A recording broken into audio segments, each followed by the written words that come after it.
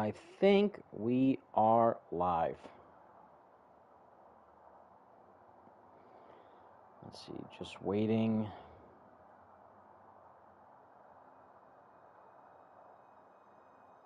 To see if it's up, and I think it is.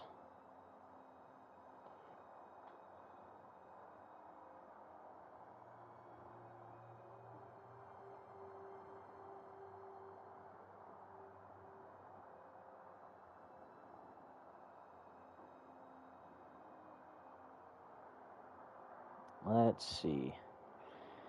And yes, we are indeed live. I think.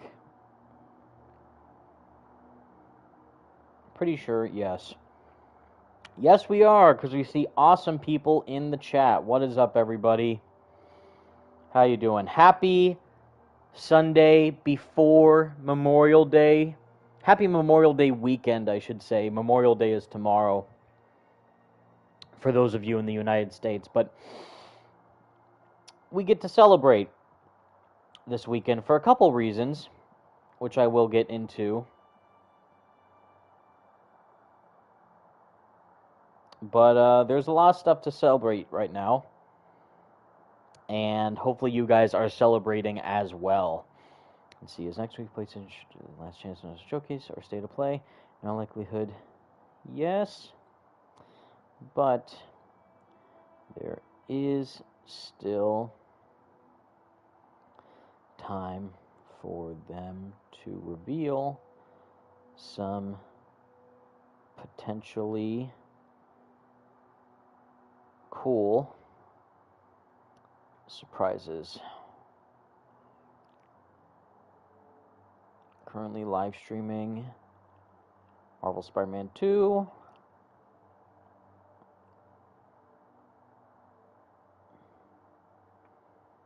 And discussing all the current topics. Join here. Or just leave a link. Boom. Sorry about that, everybody. I was actually busy this morning. And I didn't get back until like a half an hour ago at home. But now that I am back, I just finished having lunch. And now we can dive into continuing. I don't know about finishing, but still continuing our main New Game Plus playthrough of Marvel's Spider-Man 2. And I've been tempted. Let me tell you guys, it's been tempting for me just wanting to dive back in and go back and swing around and play the game and the main story, because I've been so busy lately that I haven't had time just to play the game for fun, unless it's for this live stream. And we're currently at the part now where Bully Lowenthal is in full force. And when you're swinging around fighting crimes, Yuri will say, like, instead like a joke or a nice thing, he'll be like, "Be thankful any of you can still walk," or just like pathetic or something like that. And it's the best. And I've been so tempted just to keep playing the game, because we're now at the part that's like the most exciting for me, is the Black Suit arc stuff. But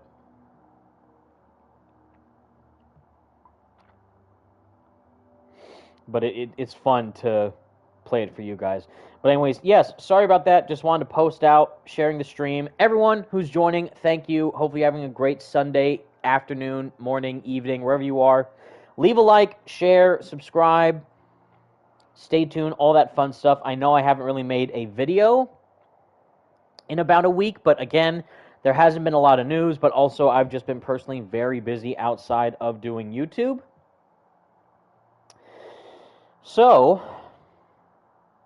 because of that, there hasn't been a whole lot to discuss on the channel as of late, but it's still fun to play through the game, continue the story, and talk about what exactly we could see next week for a potential PlayStation showcase. Because it's getting pretty dicey. I don't know if you guys have been keeping up with any of the news or have seen any of the previous live streams or what have you, or anything like that, but there's been a lot of talk a lot of talk from these big big gaming industry insider people, mainly Jeff Grubb, saying, "Oh, we're going to see a big PlayStation event by the end of this month in May 2024, and that makes sense for a couple reasons. One, the source who said that, Jeff Grubb, is very reliable. Secondly, the last PlayStation showcase last year in 2023 also took place in May, so you would think that it would make sense for Sony to have another event for themselves to show off their brand new PlayStation exclusives before they attend another gaming event with that of the Summer Games Fest, which is going to take place on June 7th, I think it is, or something like that. And we know PlayStation for a fact will be there. So if they don't have an event in May, at least we will see them at the Summer Game Fest. But Jeff Keighley runs that show. PlayStation's going to be there. We all know the main game that's going to be there. And I want you all to leave it in the chat right now because I want to see who of you keeps up with the gaming industry news and who doesn't. But you all know for a fact that if PlayStation is there at Summer Game Fest and Jeff Keighley is the one who runs Summer Game Fest, which game is 10 out of 10, no questions asked, going to be there? There's only one answer. And no, spoiler alert, I'm not talking about a Marvel game. I'm not talking about Spider-Man 2 DLC or Wolverine. No. Because I know a majority of you only care about the Spider-Man news, and I understand that, but I mainly care about all the bigger gaming industry news at large. And there's a lot of interesting stuff that's going on right now with PlayStation that makes me question, like, okay, what could we see them reveal if they do have a showcase in May, and if they also end up showing up at Summer Game Fest? And I saw a couple people already answer it correctly. I would love to see Ghost of Tsushima 2, but I don't know what exactly Sucker Punch is up to. You would think that they would be making a sequel to Ghost of Tsushima, but I would love to see that if it happens. No, Caleb Kaiser got it right. He said Concord or Death Stranding 2. Yes, that is the one. It's the latter. Death Stranding 2. 1,000% Death Stranding 2 is going to show up at Summer Game Fest because Jeff Keighley and Kojima are boys, brothers from another mother, and Kojima always likes to have his little exclusive Death Stranding thing trailer show up at Jeff Keighley events, whether it's the Game Awards or Summer Game Fest or anything like that. So, for sure, even if PlayStation only shows Death Stranding 2, it'll still be interesting, because I think the first Death Stranding, I've said this multiple times, the first Death Stranding is simultaneously the most intelligent and stupidest game I've ever played, because it was literally predicting 2020, the year of 2020, but there's so many odd things in that game that just scream Kojima in such a, like, outlandish way, but I liked it for what it was. It was very interesting, and obviously the graphics are drop-dead gorgeous, but the story is a lot. But yes, we're going to get into all that, and I see my boy Franco is in the chat. What's up, my boy? StealthGamer026. If you want to start a party, we could join in that. That'd be awesome. We're about to start playing, but I just wanted to give people a couple minutes to just dive in and get the chat going. But what is up, everybody? Again, hopefully you're having a great Sunday morning, afternoon, evening. Leave a like, share, subscribe, all that good stuff. I appreciate it. And what is up to Onob O, Hey Jude 65, Gamer JJ 360, Joseph Ruth, Dasheen, Phaser the Dazer, Quinn Maloney, my man Michael Davis 2, DC and Marvel Fan 29, SJ Ranks, Tom 20, Caleb Kaiser, as I already said, the Spider-Man Gamer, Anthony Smith, Dakodzo, Spidey Evolution, Lexi, Samza Poppin, Swag Gaming, Abi, Strat, Doctor Who Ivan, or Huvane, and Blue Streak. What is up, everybody? Welcome, welcome, welcome. Again, thank you so much for joining. Hopefully you're having a good day. I'm excited to dive back into Marvel Spider-Man 2. The last time was very interesting. We just got kind of past the main PlayStation Showcase level with going after the Lizard with Black Suit Spider-Man and Miles.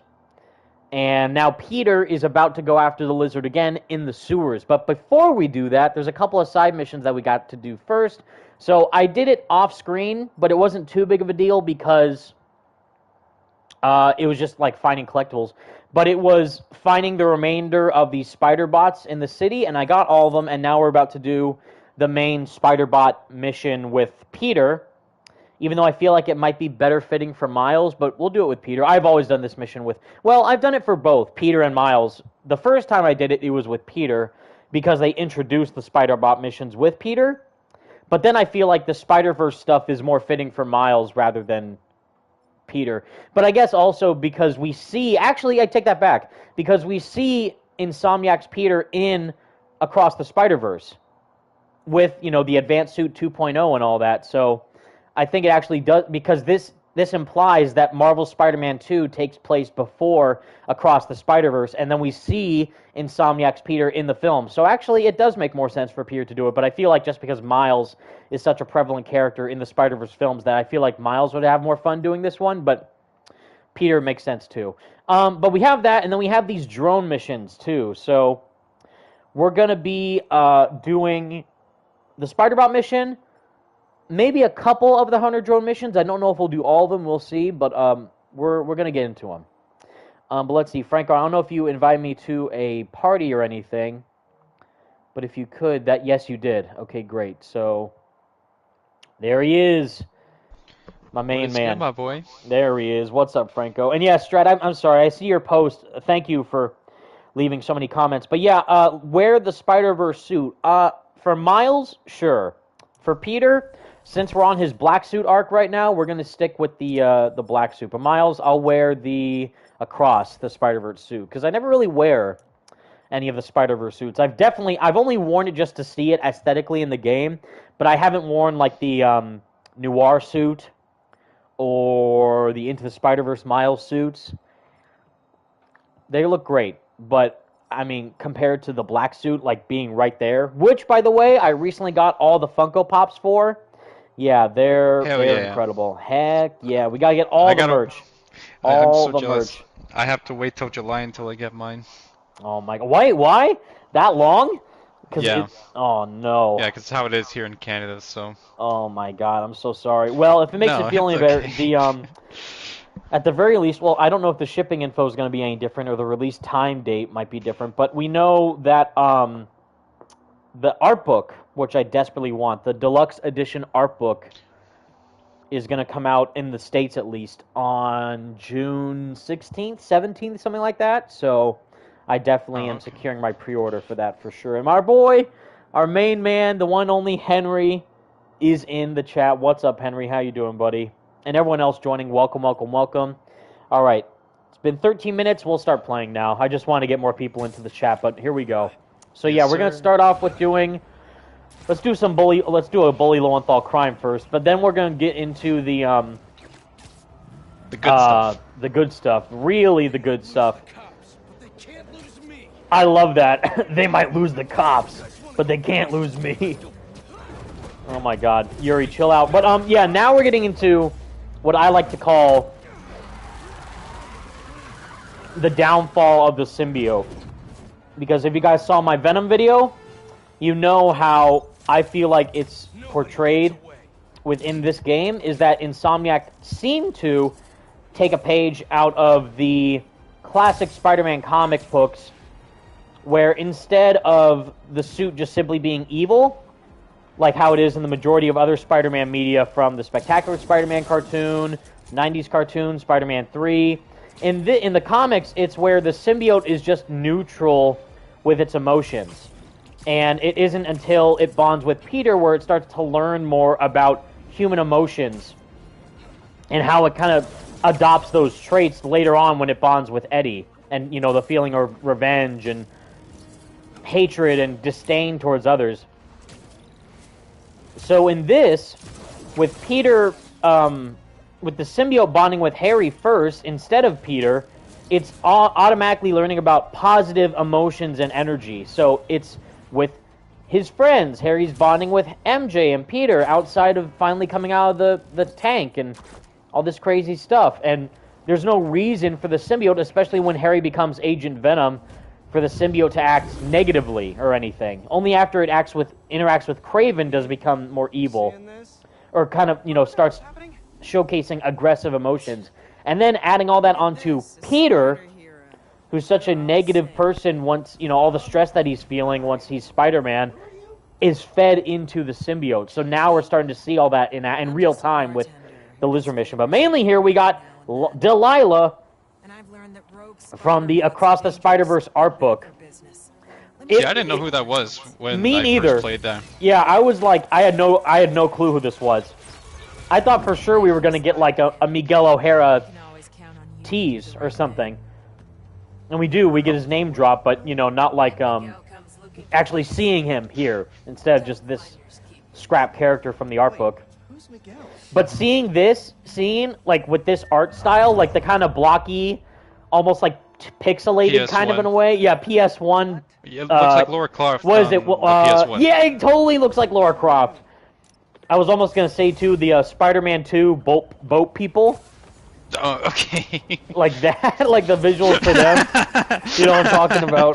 Did you miss us? Help! Yes, did you miss us? Like that visual aesthetic for Delilah was crazy. But I was like, if we could see a Spider-Man game with this visual, like a AAA level Spider-Man game with that visual aesthetic, I might give me like it would be amazing to see just to get that nostalgic graphical callback. But also, it might give me a bit of motion sickness because imagine just the whole city looking like a blocky, pixelated Lara Croft aesthetic. Like, that'd be hilarious. That would be amazing.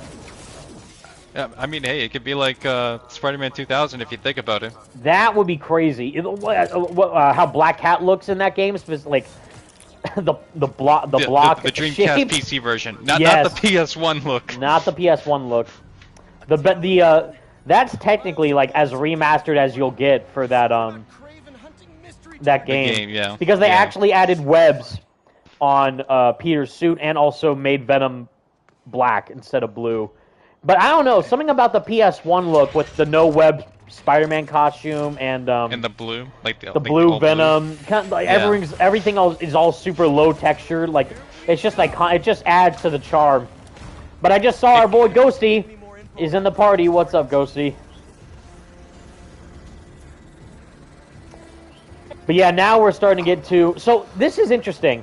I don't know how you did this, Franco. Like, let me know how you went about it. So, these drone missions were introduced with Miles in the story. Because Miles is kind of off on his own while Peter's going through his whole Bully Lowenthal arc. And during this time, Miles is kind of wondering, well, if Peter's busy doing all this and he's not really paying attention to me, I guess I'll still just go be Spider-Man in the city, like, help people out and do what I can. So he finds these hunter drone, like Genki calls them about the hunter drone missions. So I did all these missions originally as Miles because I feel like that adds more to, like, while Peter's too prioritized and focused on Harry, he wouldn't have time for this. So because of that, Miles would take care of it. But then knowing where this goes with the Chameleon side of things, because Chameleon is such a layered character with Kraven, and also, Peter's fought him in the past, I feel like now it makes more sense for Peter to kind of deal with these missions and go and find Chameleon later on.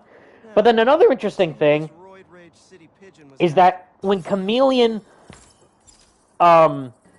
you find Chameleon and his apartment, and then he's not there, and then you leave, and he's watching you from across a couple buildings away. He says, "Don't worry, brother. I will do what you could not." So does that imply that those missions should be done when Kraven's already dead? Because if he says, like, I'll do what you could not, how would he know that Kraven didn't do whatever he was supposed to do if he's still alive? You know what I mean? So it's like, that line implies that those missions should be done after Venom kills Kraven.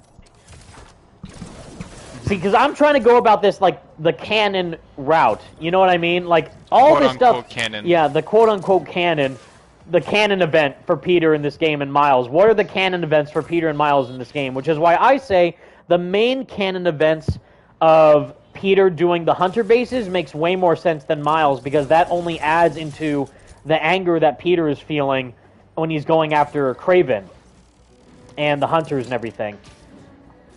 Whereas Miles, it's like, at the very least, maybe you could do the Hunter blinds as Miles, but not do the main bases, like the main big bases.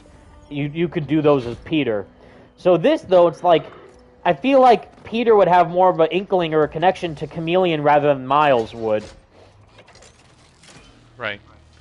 But no, to answer your question, so I did the mission with Miles, because, like, to get introduced, and then I was kind of, like, going, like, back and forth, like, you know, do one with Peter, one with Miles, and, like, back and forth, and then I stopped doing them for a bit, and then I continued doing, like, the EMF experiments, and then I decided, you know what, might as well just do it all with Peter, because I've done a lot of them, why not? And then that's when I did the whole, you know, like when you go to the apartment, you find Peter's mask, and then Chameleon comes out. Yes. So, and then... Yeah, you know, that's another thing, it's Peter's mask, not Miles's, so, you know, like, that adds even more depth to it than Miles doing these. Yeah, and it makes sense because, you know, in this universe, you know, Peter's already went up against Chameleon, so it makes sense that he would have his mask. Exactly.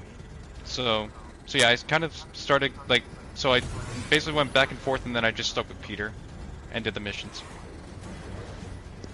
And I love, again, like, the beauty of a video game is that you are able to make those decisions and choose how the story plays out as the player. And she was like, well, maybe I want to spend more time as Peter in the black suit. Maybe I want to spend more time with Miles doing these side missions before I get into the Venom stuff or whatever. So it's cool that you get to choose that. Although the one thing I don't agree with is, like, saving all the side missions for when the city is in symbiote shambles. Like, yeah, that makes no sense at all. It's like, okay, go do the Haley mission while Venom is infecting literally all of Manhattan. Like, no. It's like, go do that mission, like, you know, the whole city's infected, and then you go to that mission, oh, the city's perfectly fine, and then the mission's over, oh, wait, no, we go back to a symbiote apocalypse again. Exactly, like, wait a minute, hold on. Wait a minute, we were just perfectly fine, all of a sudden, nope, we're back to a symbiote apocalypse. Right. No, yeah, which, hello, by the way, for hello, not Ghosty. introducing me earlier. No, yeah, like, but adding to the like the hunter blinds, is that I found it's like, okay, it makes sense for Miles to do like the first one because that's like what we do in the story because it does one, because I did all those all the hunter drones missions as Miles. I had no idea that like at the end they were actually gonna like tease Chameleon by the end of it, and so I had no since clue. They do that I honestly had no idea where these drone missions were going. Like when we saw the targets, I'm like, okay, like. Well, actually, later on when they say, like, wait, this all implies that these targets are all the same person, but that's impossible. Like, oh, we got Chameleon now, don't we? Which is awesome because I did a video back when the game first, you know, was announced, like, top 5 villains that need to be in Spider-Man, you know, Marvel Spider-Man 2, and Chameleon was one of them. So I was thrilled. No, yeah, and but now that you say it, it's like, yeah, I think it makes a little more sense if all those 100 drone missions are done by Peter, since obviously, like, it leads to the Chameleon, who is connected to Kraven in this universe, and yeah, as you said, like him saying, oh, I'm gonna do what you couldn't do, and basically, like, actually go after Spider-Man, which is like has more weight to it than just Miles. And even Miles, if you do it as Miles, he's like, I better tell Pete about this. So it's like that already implies like Peter should be the one that should be more invested in this than Miles. Yeah, like I don't know. I feel that's kind of like my one of my issues with the game is how Miles kind of feels like pushed to the side in comparison to what Peter goes through in this game. It's like all the important stuff to the story was given to Peter, and all the side mission stuff was kind of given to Miles, which I don't know how he felt about that. I get that because in the another thing is all the marketing that you see. What's the main logo that you see the entire time? Probably just an error. The black It's Peter's. Yeah. No, it's like well, kind of. It's like the advanced suit white spider logo getting encompassed with the black suit. So, and obviously, like, this is not, and it's not Spider-Man 3, because even though Miles was the second game in the series, this is Spider-Man 2 because it's following Peter's story. So that's why all the main narrative beats that are hitting the hardest with this game are related to Peter rather than Miles. Makes sense because this is mainly Peter's game with Miles in it. Like, he does have big narrative moments with Mr. Negative and even fighting Venom to an extent, and, you know, dealing with Peter wearing the black suit. Like, him being a massive factor on why Peter is able to separate from the symbiote, and also saving Harry, like, legend. Yeah, so exactly. Even though Miles is still feeling like he's sidelined, it kind of adds to the weight of what Peter's going through with the symbiote, because you get that from his perspective where he's shoving Miles to the side himself. And he's like, even John Paquette kind of brought that up during like one of the big Comic-Con panels or something, where he's like, Peter has the symbiote, he's starting to feel like he can do all this by himself. He doesn't need MJ or Miles helping him on the side. He can just handle everything solo, which again feeds even more to the birth of Venom and the negative emotions that the symbiote's feeling through all the anger and resentment that Peter is feeling. No, yeah. But I do agree, like, there should have been a lot more stuff with Miles, with, again, we've mentioned this, but with Harry adding into the weight of the Venom connection with not just Peter, but also Miles. Because if you're going to have Miles in the game, you should have it where you do a Venom story that includes Miles in a way that we haven't seen before. Because we've already seen the Black Suit Venom story with Peter so many times, but never really with Miles. So that's why having Harry get more involved in the Miles side of things would have been a bit more impactful. Yeah, and it's like, and it's also like what I kind of wish that we got to see, like, and also like, yeah, like actually see Miles interact with Harry a little bit more, like actually have like him be like a little more involved in the symbiote story, because for the most part, Miles tends to be like just minding his own business. Meanwhile, it's like Peter and Harry are like, you know, doing the main important stuff in the plot with the symbiote. And then what is Miles doing on the other side? I guess helping like a friend from Rio, like get some musical instrumentals or something like that. And it's like, okay. That's the thing. Instead of doing that mission, we've already kind of talked about this, but instead of doing that mission, and I get it because it adds more to Miles' story with the whole college essay and him figuring out what he wants to do with his life after graduating high school and all that, which, as someone who recently just graduated college, which, by the way, I just, if you guys follow me on X or Twitter, I just had my big commencement ceremony thing for San Francisco State University, thank you, where I graduated magna cum laude, bachelor's degree, communications, so big ups. But thank you guys for supporting me throughout that entire process. That means a lot. But yeah, like, you look very handsome in that gown. Oh, thank you. I try.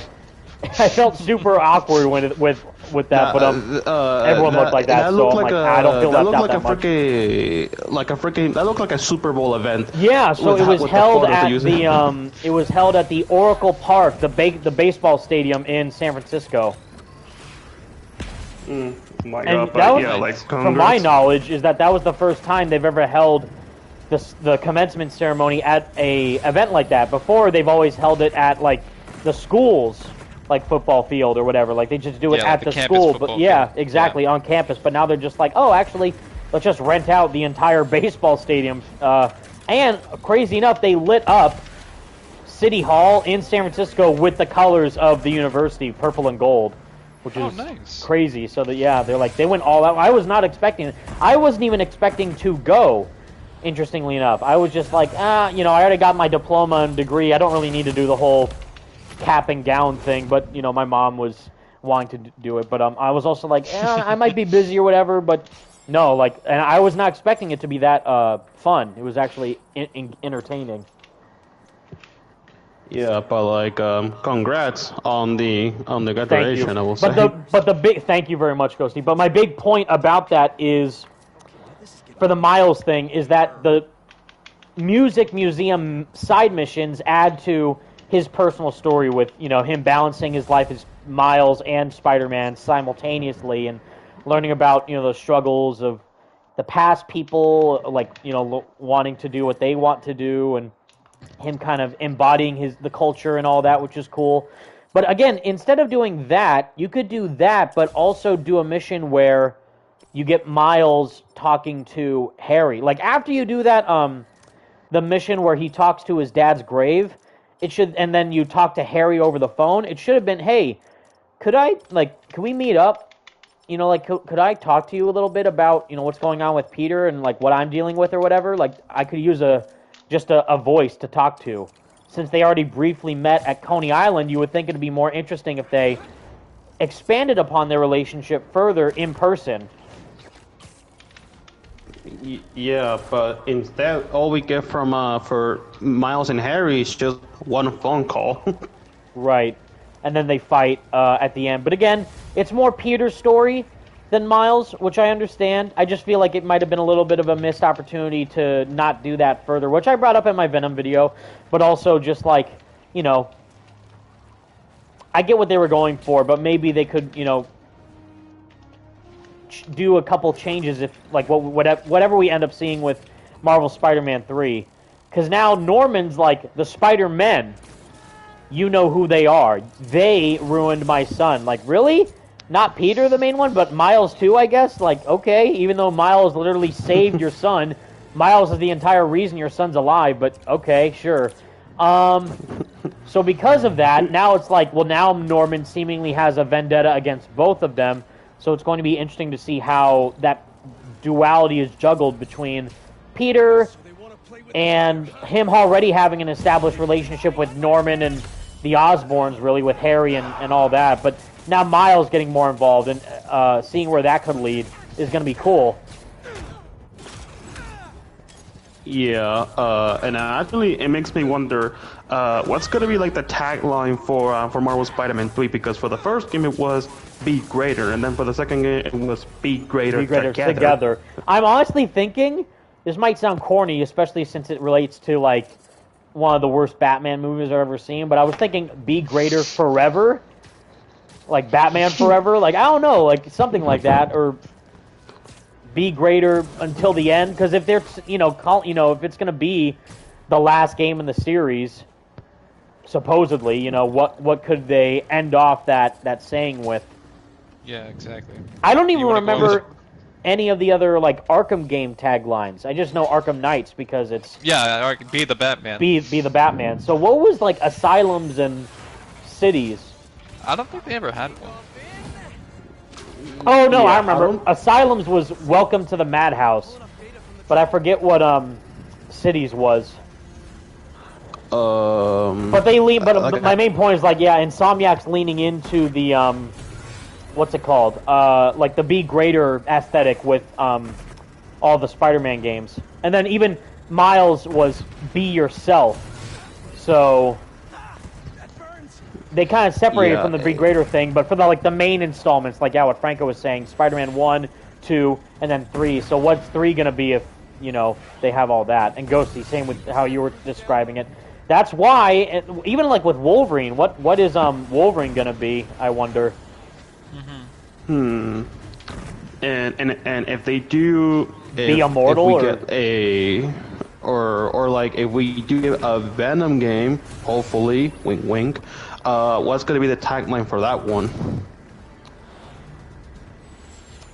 We're just gonna move past that for now. No, I don't know. Well, the thing is, I don't know. Like, that's the interesting thing is what are they gonna do to expand upon the whole tagline thing for any future games? Which is why, and I feel like we already kind of briefly talked about it, but yeah, like the whole title of this live stream is Malcolm X Rodriguez. That's a great tagline for Wolverine. Be the best there is. That's perfect. Actually, would be a good one. Actually, that'd be amazing. But for what was I gonna say?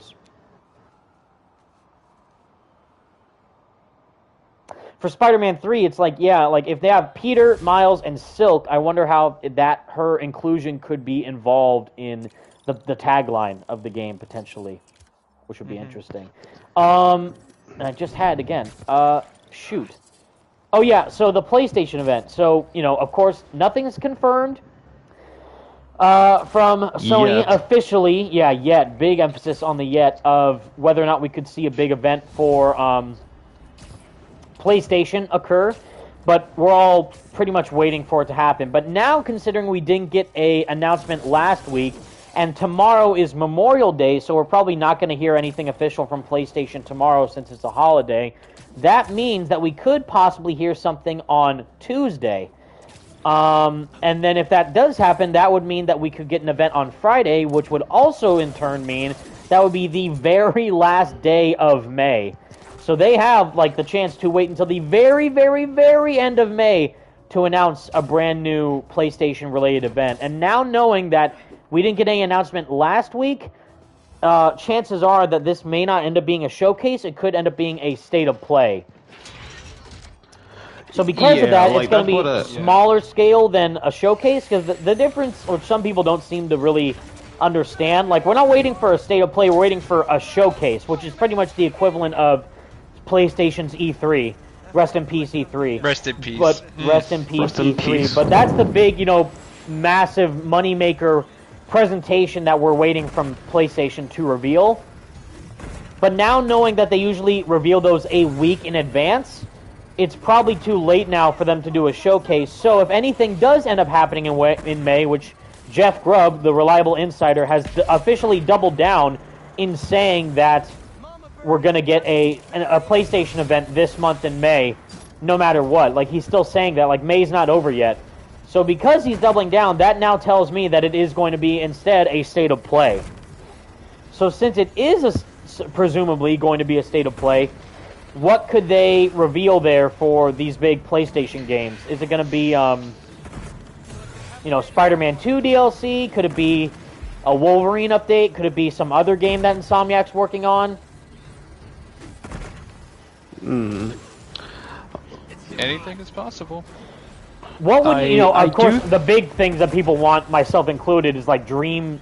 Obviously, reveal would be remaster collection announcement of Infamous 1 and 2, or Sly Cooper, or anything like that from Sucker Punch, because Sucker Punch is the best. That and then and also because Ghosty.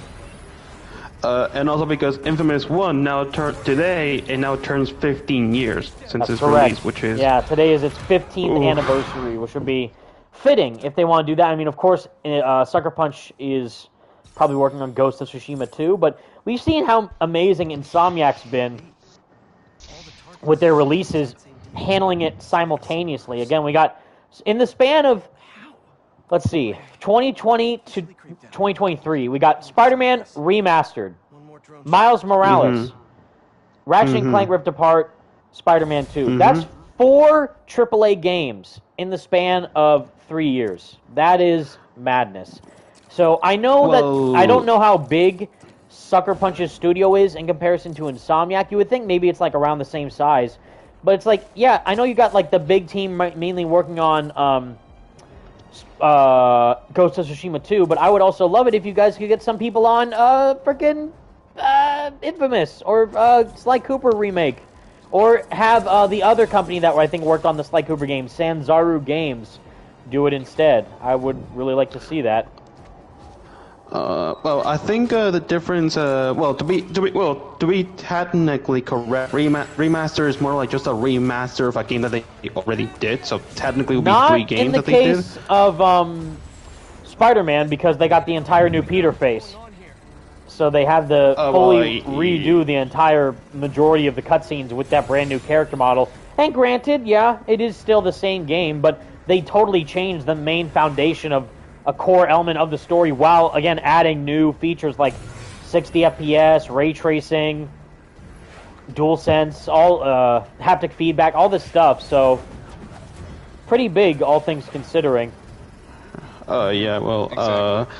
And also, I think Sucker Punch, from what I've heard, is that apparently they're like of the PlayStation Studios first party that they own, that's like the smallest one in comparison to the other ones like I know they're Insomniac or in Naughty Dog. Seattle, which is cool because that's where Second Son took place and that's their hometown. But yeah, it's crazy that we've waited kind of a long time to, because we all know, like, okay, Spider-Man 3 is more than likely in development. We already have confirmation on Wolverine.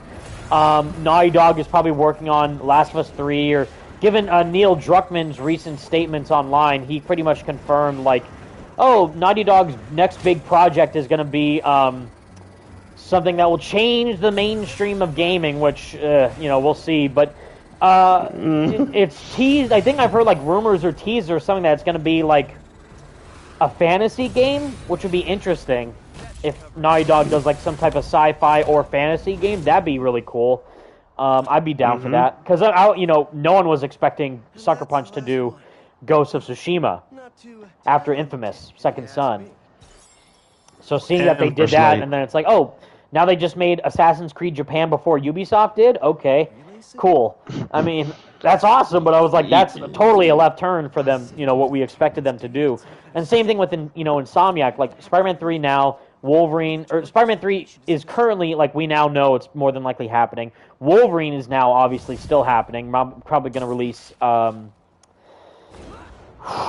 Spider-Man 3 came out last year, so Wolverine could come out, if we haven't heard anything about it, I'm going to say 2025 at the earliest. Earliest, though, if we're lucky. I think more than likely 2026 is where I think it's going to be landing. And we don't even know for sure still officially whether or not Spider-Man 2 could get DLC. But if it does, then I would expect it to be releasing later this year. Hopefully, even though I would gladly pay as much money as possible to support Insomniac with any game they make and whatever edition they make, like collectors or whatever, it might be free, considering what we saw with God of War Valhalla, Ragnarok Valhalla. That'd be great. Even recently, another, I guess it's a PlayStation exclusive, but I don't think the studio is owned by Sony, but they made a recent PlayStation exclusive, which I actually bought, Stellar Blade.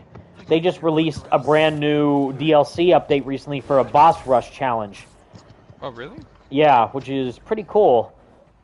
Yeah, that was fast. Yeah. Didn't it come out, like, what, like a month ago? 2 weeks ago? Yeah, or a month ago or something, so... Damn. And it's really good. I mean, I was not expecting it for me to like it that much, because I was like, yeah, I know, anime, jiggle physics, whatever, but is the story and the gameplay good? That's what I care about, and it actually is. And the combat's really fun. Like, is it a lot like Devil May Cry, would you say? It's like, yeah, that mixed with a little bit of Dark Souls, but definitely, I would say, yeah, Devil May Cry meets Dark Souls. Okay, I might have to check it out. But I'm kind of. But the main thing, you guys know me, as I've said numerous times, I'm a big music guy, and the soundtrack in that game, Stellar Blade, is 10 out of 10, like insane. Like, there's a boss battle theme. Well, all the boss battle themes are insane, but one of the bosses that you fight near the end of the game, incredible. Like, the music specifically for the boss you fight is outstanding. So, another one in the list of recommended games by Evan Fularka. Play Stellar Blade. I just beat it, actually, last night. But there's multiple endings. So I got, like, one of the endings, but now I'm going to do, like, New Game Plus to replay and see where it goes. So I would say definitely pick it up and see for yourself whether or not... Well, first off, there's a demo, so you can play the demo first and see if you like it or not.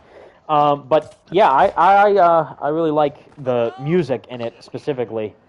1 through 10, what would you rate it? God, I don't know. Something about the black advanced suit. This looks so clean. Yeah, and really cool considering like how, that's pretty much like what we all thought the black suit was gonna look like 5 years ago. Peak black suit, and Insomniac knew it. Michael Davis Chu in the chat says, "What does everyone think of Assassin's Creed Shadows?" So like the new Assassin's Creed that they reveal. Which, by the way, hold on. Peak Easter egg. If there wasn't already enough Web of Shadows references in this game, boom. You gotta put in Moonlight Sinatra. You have to.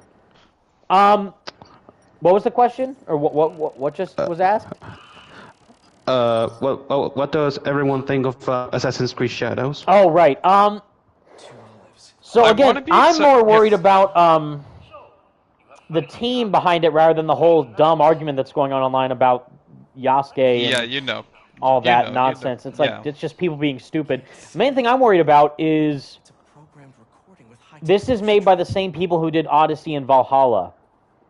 And I didn't play either of those games because I think they're just the opposite of what I'm looking for in an Assassin's Creed game. The Yasuke is also a real historical figure, so I don't know why people are getting so upset about there being an African samurai in Japan during that time. Like, first off, that's badass, but second off, that you get to play as a historical figure in an Assassin's Creed game is pretty cool. And Naoe being one of the main protagonists too, like a Japanese shinobi woman turned assassin, is sick, and I think it could be a really cool premise. And That's the main thing I'm looking forward to is the story. I really hope the gameplay doesn't just double down on the whole RPG loot grind thing that they have done in Odyssey and Valhalla, but make it more dynamic. no, I agree with you. Yeah. Like with me, like I wanted to be excited for it, but it's Ubisoft, and nowadays, Wait, like I'm sorry. We got all No, go ahead. so we're in Chameleon's hideout right now. We got these, nice, cool vintage suits, man, woman, demon masks. You got the models. You got Spider-Man's mask right there. You got some cool suits in the closet. On here, I just find it funny. Blue hat, construction helmet, Pizza Amigos hat. I just love how that's like one of his disguises. Like, yeah, I'll be a pizza guy today. He'll never see it coming. And also, I'm pretty sure that's like a reuse asset from the first game because I went in one of the collectibles of the backpacks.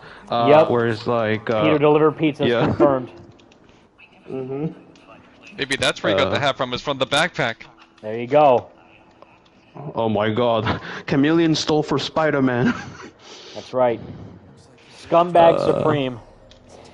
Matthew yeah, McGee, thank you for your so- question. How was your graduation party? It was nice. I mean, I got to reunite with my roommate again, Chris. He was very happy to see me, and I was happy to see him. And his girlfriend graduated too, so it was fun seeing them together, and we got to connect a little bit. And yeah, just hung out and enjoyed the festivities pretty much, and just took some photos and got my diploma and came back home and just had like a nice dinner and just watched like a Netflix show or something, and it was enjoyable. I didn't go too crazy, but I just more relaxing than anything. And that's Oh, really that's all you nice. need. That is all you need, just peace, just relaxation, R&R. That's all I ask for really in a celebration. But yeah, so continue with your saying, Franco, about Assassin's Creed. Oh right. Like I'm excited. Like I would like I'm excited. Like if they're gonna do like It's Aaron Taylor Johnson, the Kraven movie poster right there. It's kick-ass. Fucking Christ. Which I am for sure gonna see it over and over again on these holidays. Surely. Yes. I still can't believe that they actually flat out said, "Oh, the reason why we delayed the movie was because on holiday was More because people are gonna just so see that it people or something. Like what was that? more people are gonna Reasoning? see it." And also, why does Chameleon look like Christian Bale? That's hilarious. Well, the one who got scratched out was Chameleon, right? The one who Oh, no, wasn't sorry. was Kraven. Yeah, Yeah, Kraven the other looks one. like He looks like Bale. Christian Bale in that That's picture. right. Damn straight.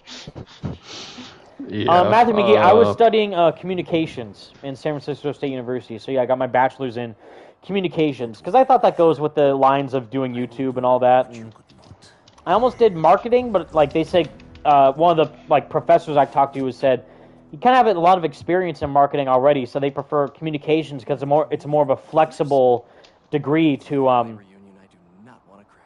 have for job applications. all right. So see, right there. So we just did this. The mission is with Chameleon as Peter, and he's like, yeah, he just found out that Chameleon is Kraven's half brother or full brother, pretty much, a brother. Yeah. And he's like, wait, what? They're brothers? Like, wow, I didn't know that. Like, I'll keep an eye out for him. But, so that's another thread that we could get as DLC, is Chameleon DLC.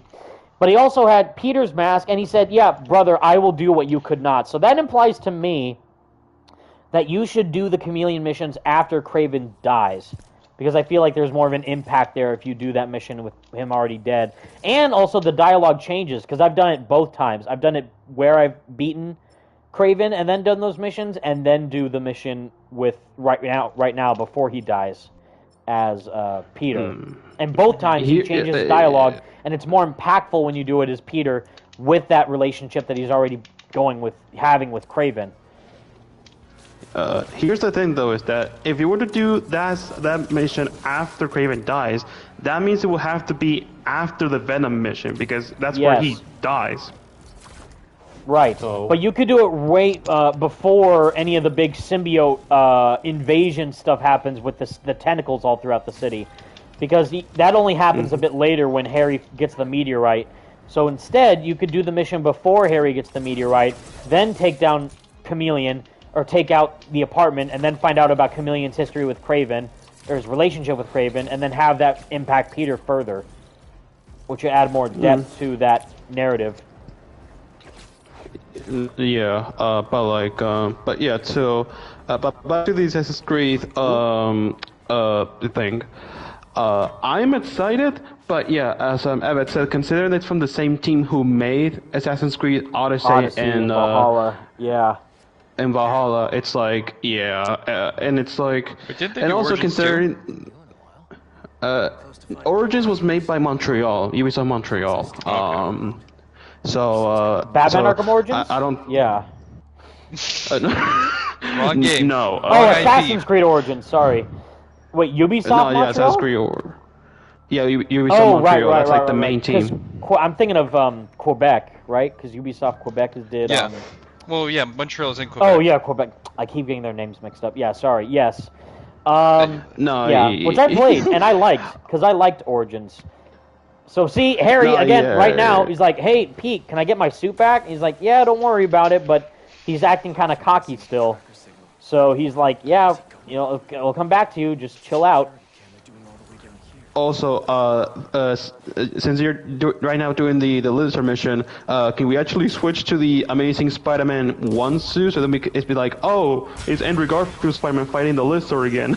That's right. Or we can do the Raimi Black suit and experience the trauma. That's actually... the trauma.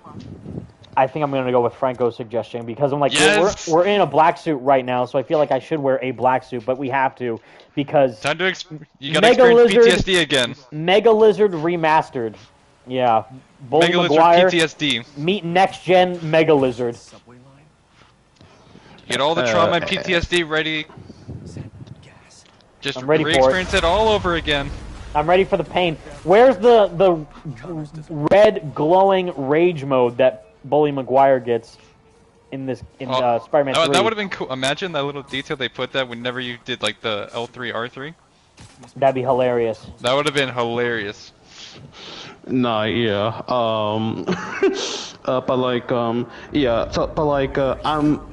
And also considering just how much of a masterpiece like Ghost of Tsushima was, that is like now actually having a Assassin's Creed game that takes place in Japan, now it's gonna be like cool, but a little too late now. Well, that's I was just gonna say that, because it's like that's the one that people wanted for so long, and we just got it with Ghost of Tsushima, and that game's a masterpiece. So it's like, now what could Ubisoft do that Sucker Punch didn't already do but better? And it's like, well, we got two protagonists, Yasuke and Naue, but Yasuke's a real historical figure, so that could add more depth to the authenticity of it, I guess, and the era, and also add other real historical figures, because I don't think Kotal Khan is his name from Ghost of Tsushima. Was he real? I know Genghis Khan and all that. He was real? Okay, so I don't know. I think he was real. I think he was. I feel like maybe they took a liberty or something with that, or something. Oh, also, the suit looks amazing in this the scene with the lizard lab. So a couple of questions I actually see. Adnan Zahran, sorry if I'm mispronouncing your name, buddy. If a revival for Spider-Man Tenace happened, would you watch it? No. No, Of course absolutely not. No. Nobody Show's wants awful, terrible. Of course I would. Absolutely, 1,000% yes. That's the only Spider-Man revival. I'm sorry. Maybe hot take, which, by the way, here we're getting to the Knoll stuff, which we're going to dive into later. If we don't get Spider-Man 98, then the next thing I would want is Spider-Man Tenace Season 2, or if you gave me a choice between Spider-Man 98 or Tenace Season 2, I would choose 98 every single time. You choose 98 over Tenace if they ask you to give you that choice. Wait, did I say 98 or Tenace? Yeah, you said 98. Sorry, I meant Tenace. My brain is like playing it while thinking about shows. Like imagine, like Creed, like I don't know what my brain is like on autopilot right now, dude. Yeah, sorry. Scratch that. Reverse it. I would pick Tenace Season 2 over Spider-Man 98 any day of the week. I'm sorry. Not sorry. No, don't. Even more so than Spectacular Season 3? Yep. Yes. Even though I get, like, whatever. Yes, Spectacular Season 2 ended on a cliffhanger. I get it. Blah, blah. What? Fine. Yes. Tenace ended on a way darker cliffhanger than Spectacular did. He's throwing his costume in the trash, in the river. Freaking Indy in a coma. Harry being mad at Peter and Spider-Man again. MJ kind of him being distanced from all these, like, wow. And Stan Lee said that's like a perfect ending because it's peak Spider-Man. You know, like Spider-Man won by defeating the Gaines twins, but actually no. I even did a video about this. They both lose, which is even sadder because Peter loses kind of the relationships that he has with his friends, and then the city hates Spider-Man because they think that he killed or tried to kill Indy. So it's like, man, even more complicated. But I need more clarification and elaboration on where the series could go after the first season. Also, I brought this up in my Venom video, but that scene that we just saw with Peter touching the meteorite, or about to touch the meteorite, and the symbiote was wanting to join back with it, which is already indicating that Knoll, or at least the meteorite's connection to Knoll, has such a big presence to the symbiote and the hive mind, and the connection that he has with Al, with the hive mind and Knoll. If you're in there, I could really use your help. Alright, are you ready to experience PTSD again with Spider-Man? Here we go. 3? That's right. Where's the 4 generators that we have to throw them into? Where's the blue overshield? Yep. I know the blue overshield, Calypso, all this. And now this time we actually have actual symbiote powers. That's right. We got an upper hand now. This is the one thing that is better than the Spider-Man 3 game, because the Spider-Man 3 game did not have any symbiote powers. It was only polymer wire. Just pure hands. Just throwing hands. Like a legend. He's gonna catch these hands. He's gonna catch the symbiote hands. Let's see, Joshua O'Neill, good catch. Notice how Peter doesn't say we or us until the flashback with Connors. Which, yes, correct, but also there's a lot more going on there, which I brought up in my Venom video, but we're gonna dive into in this this part of the game. I will say this Lizard design is actually like awesome looking. He looks awesome. They did such a good job with this dude. So this was the first thing that I played at the preview event. Well, I got to play this section for the first time. Oh yeah, that's right. Fighting Lizard, and it was like my mind was blown. You know, like I was like, we're really gonna do Spider-Man 3 again? But like now, when I was wearing like the Insomniac black suit and seeing this design of Lizard and the pairing and everything, I'm like, wow, this is incredible. I was blown away. I actually wanted to ask you, since you were actually like at the special event, how much do you play of Spider-Man 2 in that event? Sorry? How much did I play of the game? Yeah, about a couple hours. So we started with the scene in the church with Kraven, with Peter in the church, with the black suit fighting Kraven. And then we did like that mission. We did the Harry EMF mission. We did the music mission with Miles. like meeting his mom and doing like the Spider-Bot mission. Then we did the main lizard chase mission, and then this mission, and then they ended this mission where Peter cracks through the ground, and then it cut to black and said, you know, Marvel Spider-Man 2 coming September or October 2023. I'm like, are you kidding me right now? Yeah, I'm thinking of the first game. Sorry, you're just gonna end it on that moment. Yeah, I know. I was like, are you serious right now? Like, oh my god. But it was like, it was such a great cliffhanger because everyone after playing was like, oh my god, I need to play this game right now. And that's how you set up a good preview event, is like you want the player to keep playing the game after finishing the demo, and it was incredible. This scene, by the way, woohoo! That is like one of the best shots I've ever seen. Like the symbiote, the roar, and then the tentacles like receding into Peter where he's screaming in pain. Again, Yuri, give him his flowers right now, dude. I don't understand. I do not understand. No, yeah, and also, I'm pretty sure. Are you sure that no one was stabbing Yuri Low until during these performances? Yeah, again, what? Like... Who is hurting him in the booth, dude? I don't know. Poor man lost his voice when he was doing his black suit voice. That's right. Which, by the way, actually, fun fact, you mentioned that. Did you see online recently that he was with a panel with Christopher Daniel Barnes? Yes, I did see that. The GOAT, and he did the iconic shocker line that everyone wanted to hear him say. Did. Yes. That's key. That's how you know they love their fans. Nah, yeah. But like, I was gonna say, yeah. So you basically got to play like parts and pieces of the second act of the game, because that was all from after he gets the Blex. Yeah, that was the main thing. They wanted to show us the power of the symbiote and everything, and we got it, you know, full force. No, yeah. Also, like this whole sequence with Peter chasing Lizard in the city, this was giving me like Uncharted 4 vibes with like yeah, this was nuts. Yep. Yeah. Absolutely, yeah, like chasing through the Madagascar car chase, yeah. Yeah. Like this is actually like an insane like sequence with like Liz like going to like the buildings and like just like making madness, like bro. And that's why I was like, there's no way we're not gonna get this with Venom, right? But we didn't. And I'm like, okay, well maybe, you know, if you know, you know, we might get it down the line, but we will see. I don't know what you're talking about. I don't know what you're talking DLC. about either. But a director's cut, please. I would not mind. Yeah, but hey, at least the final boss fight with Venom in this game made it up for it for not having like any. Yeah, which I want to say, like, which of the boss fights that we had, the final boss fights of these games, which one would you say was your personal favorite? Doc Ock, Tinker, or Venom? Doc Ock. That's a good one.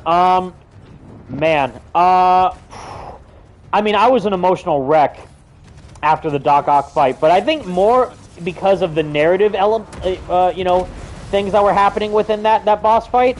It wasn't so much that the boss fight itself was hard, but more so just like, I really don't want to fight you right now because of how emotionally invested I was within Otto and Peter's relationship with him. The emotional impact. Yeah, exactly. The emotional impact hit super hard with Otto, and then Finn, not so much, because they didn't really have enough time to develop her past relationship with Miles. They did a good job, but it's just because the game is shorter than the first game that it could have added like a couple more hours of just like making me care about Finn and her background and everything with Miles. But her fight was really freaking hard. Like before Marvel's insanely like, hard. That was like the hardest fight in the entire franchise up until that point. Yeah, that Tinkerer fight was nuts.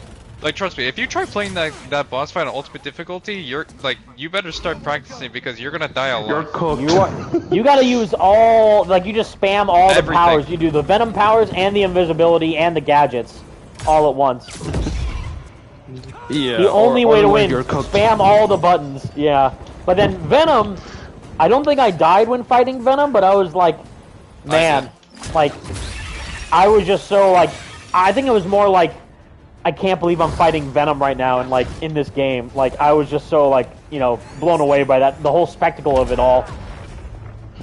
Yeah, and I actually do like how like it all takes place. Like, oh, like in high school, like this is the place where we became best friends. Yeah. And So right here, crashing through the cement. That's where it ended. It ended right there, and I'm like, are you serious right now? Like, Yeah. Also, that part right there where he's falling and like the tail, like if like the tail gets blown off, like I got a little bit of like Tenas vibes where that like was sick. Yes, his arm gets like where chopped off in the air vent. Yeah, the arm gets amputated, and like he's falling, like falling to the street and he dies. If you struggle, you won't fall. So gross. Oh man, like please. Gita Serenii, at your service. Oh, legendary. Where's the Tenas suit? And I'm not talking about the Raimi suit. I'm talking about the cool-looking, cel-shaded 2003 artistically stylized Spider-Man suit. Yes.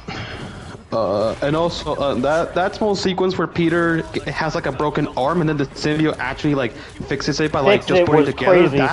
Yep. It's basically he pulled a big boss from Metal Gear Solid 3. So right here, and that's a good point, is that everything you guys are saying adds further into the narrative of Peter saying this like with Dr. Connors, like, you know, no wonder your family left you and all this stuff, angrily fighting him, is not the symbiote making him say this. That's all coming from Peter's, you know, inner rage and anger towards having to fight Lizard and dealing with Kraven and, you know, still having to try and save Harry, and all the stress that he's dealing with is finally bubbling up to the point where it reaches the surface.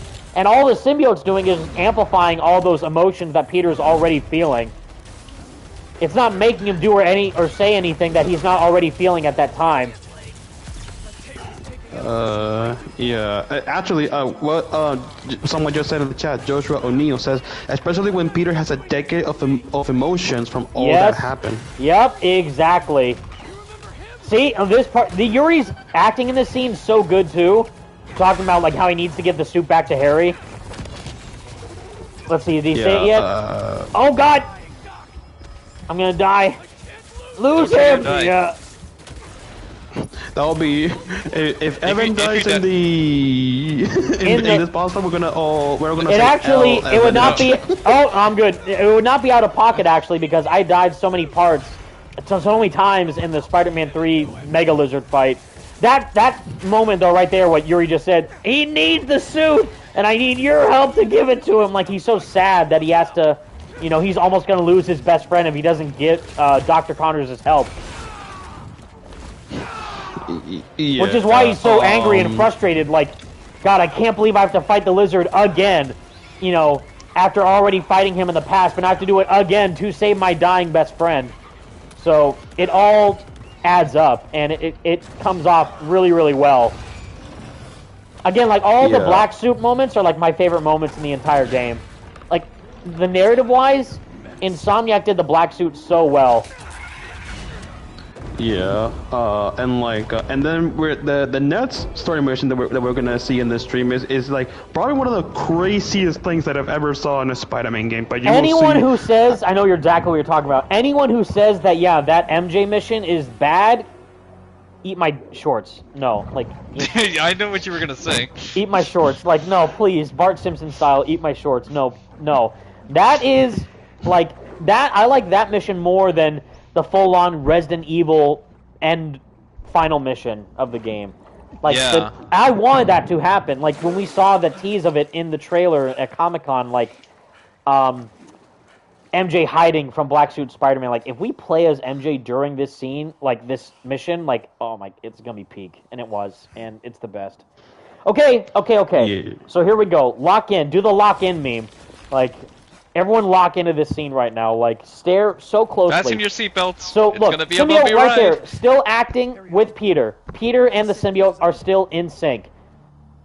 The symbiote is only helping Peter as a host. And Peter is still, you know, kind of going down slowly towards this dark path. But this meteorite, right here, with the bigger implications it has with Null and the Hive Mind, the symbiote gods and all this. Look, symbiote acts crazy. It acts insane to the meteorite. It acts like it almost doesn't want to see it, and then it just attaches right to it. and then you get the hive memory of the symbiote landing on Earth for the first time, and Peter gets this knowledge too. And this moment right now, this is where the meteorite, or the symbiote, is now reconnected with the meteorite and the hive mind. Because before it was bonded with Harry, it was separated from the meteorite and the hive mind for a couple years. Now it finally is right back with the meteorite and gets connected to Noel yet again. Exactly, Joshua O'Neill. Maybe the hive behavior is awakening. That's exactly it, because it reconnected with the source. And right here, I don't think the symbiote's acting evil towards Dr. Connors. It's merely just wanting to connect with someone, with a host. It just wants someone to bond with. And it wasn't expecting to get shot at.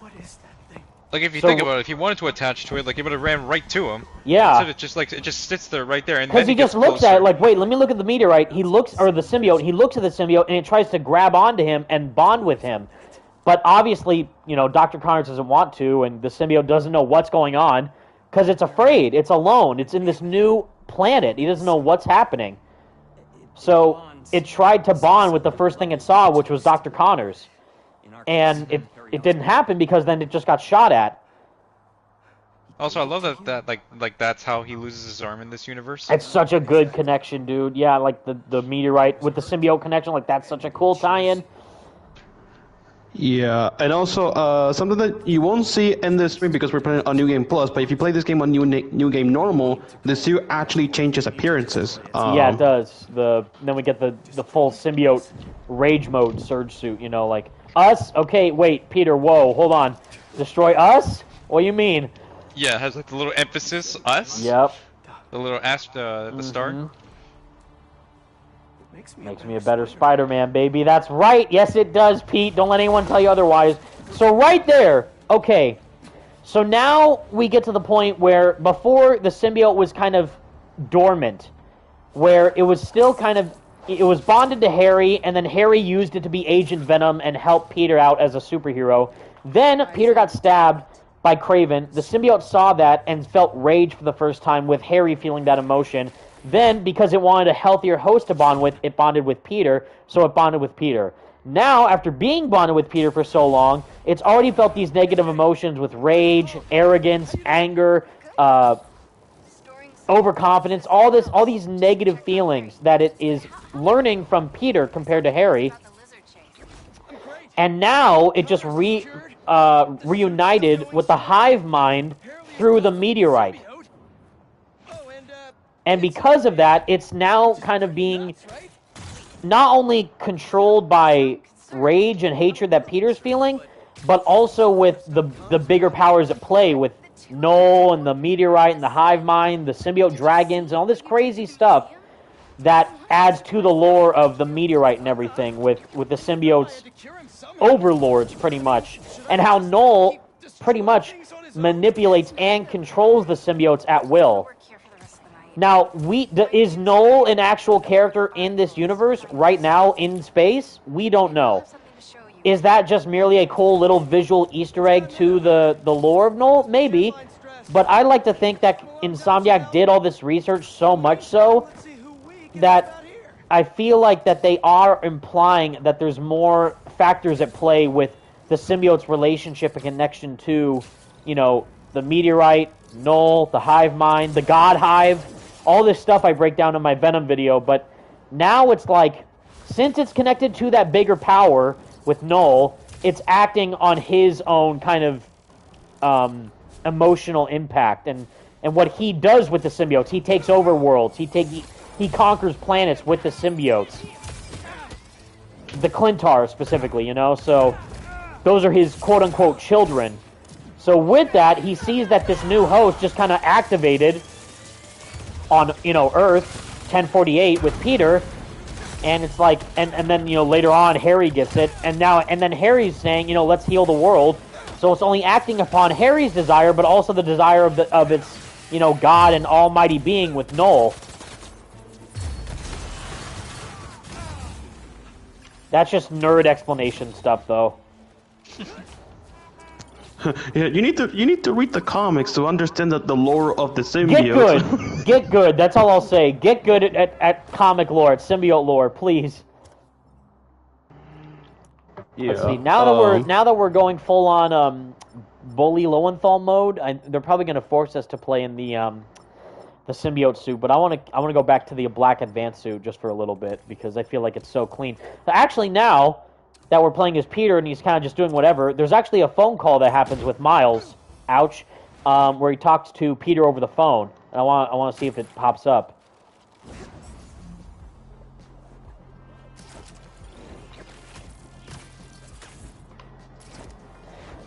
But now we're getting to we already reached my favorite part of the game where Peter got the black suit, but now we're getting into the more, the thick of it with how far he goes.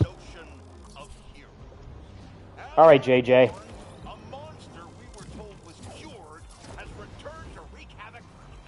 But yeah, like, it just shows, like, people either A, aren't aware of the bigger comic lore, which is totally understandable, like with Noel and everything, and I get that, or B, they are aware of it and they just don't acknowledge it. So they're like, Venom acted out a character in Spider-Man 2. It's like, okay, again, first off, Harry isn't Eddie, so he's obviously not going to act like Eddie. Second off, the fact that they introduced so many big things like Noel, the symbiote wings, the hive mind, the God Hive is pretty much showcased in this game with the red hellscape that Miles goes into briefly. That's the God Hive. So it's like, because of all that, it's like, I'm seeing this as a Venom fan and thinking, they're just beginning with this Venom story. This isn't even all of it. Because unlike, Green Goblin or Doc Ock or whatever, even though you could argue Doc Ock because he gets things like the Superior Spider-Man story and all that, but I feel like Venom is such a deeply layered and complex character to explore that you can do so many things with him. So the fact that Insomniac went the route of the hive mind, the symbiote god Noel, the wings, all this deeper lore tells me that they have bigger plans in store for Venom, in my opinion. Yeah, and I thought that without, and we're not talking about leaks or anything, I just meant that in general after beating the game, we've already talked about it, like, oh, how could Venom return or whatever if the symbiote got disintegrated? And I'm like, there's a million ways that the symbiote could come back. That ending does not mean anything to me. No, yeah. Plus, you got Carnage, you got other symbiotes. See, here's a phone call with Miles and Peter. Nothing much. I'm heading to Maze for the night, but if anything happens, just let me know. You good? Yeah. You? Always. Just tired. Tired, huh? Mm-hmm.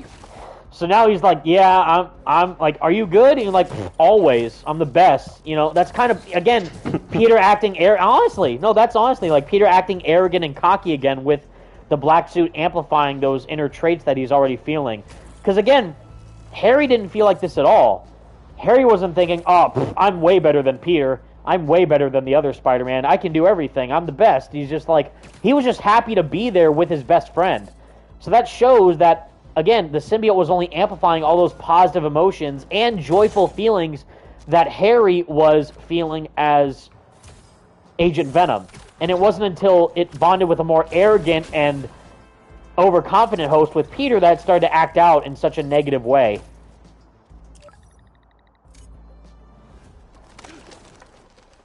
Let's see. So we just did that phone call with Miles, and we had that phone call with MJ. Is Peter going to say, like, I'm tired, I better hit the hay or whatever if I restart? I actually had no idea that you actually have a phone call with Miles and Peter after the Lizard mission. I'm either tired, hungry, or both. Time to head home. Yeah, see, there's one, like, tired, hungry, or both. I know there's one if you, like, keep swinging around, he'll, like, yawn and say, oh, did I leave the washer on or something? Like, he's just acting so nonchalant about it. But yeah, then it adds more, like with the symbiote inclusion, like, let's see who we can help out here. So even though now Peter already is aware of it being an alien, he's still like, no, I'm going to keep it. Even with Harry still dying. It's not the symbiote saying, no, I don't want to go back to the old Harry weak host. I want to stay with you, Peter. I'm forcing you to keep me. Peter's wanting to keep that himself. He's like, you know what? If I keep it myself, and we're going to hear this later when he calls Harry, where he's like, everyone benefits. Everybody wins when Spider-Man's at his best, right? Like, and he's thinking, like, I'm going to keep it for myself because I don't need Harry or MJ or Miles or anybody. I can do it all myself. I don't need other people getting in my way. And that's just all adding into what Peter's already feeling. Oh, Miles and Peter team up. There we go. Interesting to see them team up right before what's going to happen with Peter going in his sleepwalking mode. Sleep rage.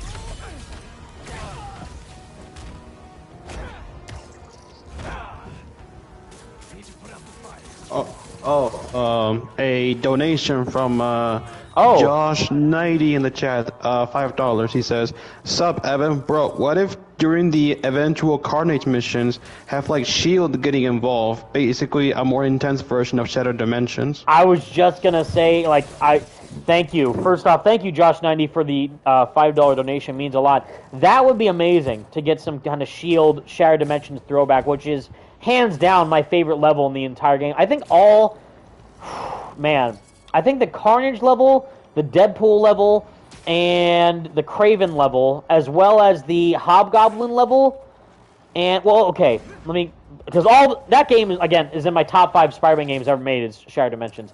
So if I had to choose, like, my top 4 levels, like 1 level per Spider-Man, I would say Kraven for Amazing, just because it's such a cool introduction to the game.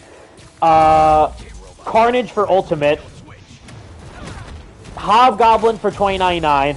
And then maybe Goblin for Noir, because the whole circus vibe is so clean. Mm-hmm.